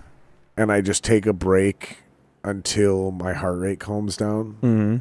and then it's pretty easy to do all 4 now. So change it to an EMOM. So for 10 rounds, go 10 push-ups every minute on the minute. That'll fuck you up. Okay. Okay. That'll fuck you up for sure. Okay. Yeah. I could try that. And then my other idea I've been thinking about is switching positions. Like your hand position? Oh yeah, because dude, I for some reason like when I think about push-ups in my head, I don't know what it is, but I think about them being very tight to the chest like this. That's appropriate. Right? But That's when we appropriate. all do actual push-ups, we come out here and we do them this way. Right? So one day I was like, I'm going to do them way in here, you know? Sure. And dude, I could barely get 12. Bro, it's a completely different animal. It's a completely different That has a lot to do with It's your not chest even the being same. weak and your shoulders doing most of the work when you're out here. You're fucking weak. No, I'm just kidding. No, it was quite obvious what it was about, bro. And it was like, oh, this isn't even a push-up. Or if this is a push-up, I haven't been doing push-ups. It was one of those things. I would which say I already that knew. one. Which I already knew, dude. Yeah. Like, because I also know about like going out wide and doing diamond push-ups and all the old school shit that. Because here's the thing, man. You look at those bodybuilders before science and fucking steroids and testosterone shit way back in the day, dude. Those black and white photos, like, dude, those dudes knew what the fuck they were talking about, dude. They were eating a lot of fucking good food and they were doing the right fucking workouts. Like, they knew what they were doing. They figured out the body a long fucking time ago. Exercise science didn't even become a thing until the late 70s. Right. But like, it wasn't even a thing. That's what I'm saying. Is that so many people were in shape because the thing that never changes is that human beings need an excess of, if they're going to build muscle, you need an excess of calories, the appropriate level of stimulus, and if you're going to stay healthy and you're going to do that, you got to eat the right kinds of calories. And that's never changed. That's never going to change. Yep. That's always going to be the same. Yeah. And eat as much fruit as you want. That's seriously, eat as much fruit as you want. I wholeheartily believe this, and I'll die on this fucking hill, dude. As long as you eat other things too. And I'm doing it. Yeah, exactly. Don't be a fruitarian. That shit's dumb. So that's what the only problem I have is like, yeah, I'm not doing the breakfast thing right. Well, dude, I love you, man. Love you too, man. We'll do Thanks this again soon. What, another 6 months from now? We'll probably have some more stuff happening at that point in time and be able to talk about some shit. Well, you got some shit coming out, like a music video and shit, but there's not enough to. Well, no, that's all part of that. I would look for that kind of stuff from Reaping at the end of July, beginning of August, before that show on August 3rd. I wish we would have been able to get more into that, but I really wanted to talk to you about the fitness and the diet. I appreciate you letting me talk about the fitness stuff. Well, and I've been like really focusing on it, so let's get the fuck out of here, man. I love you. Thanks, Murph. Thank you guys. Like, subscribe, share, and we're back next week, I think. Do it. All right, we good? Hit that outro, buddy. Yeah, that'll work. Just stop streaming. Who gives a shit? I used to have an intro. We'll build it in. We'll need to build.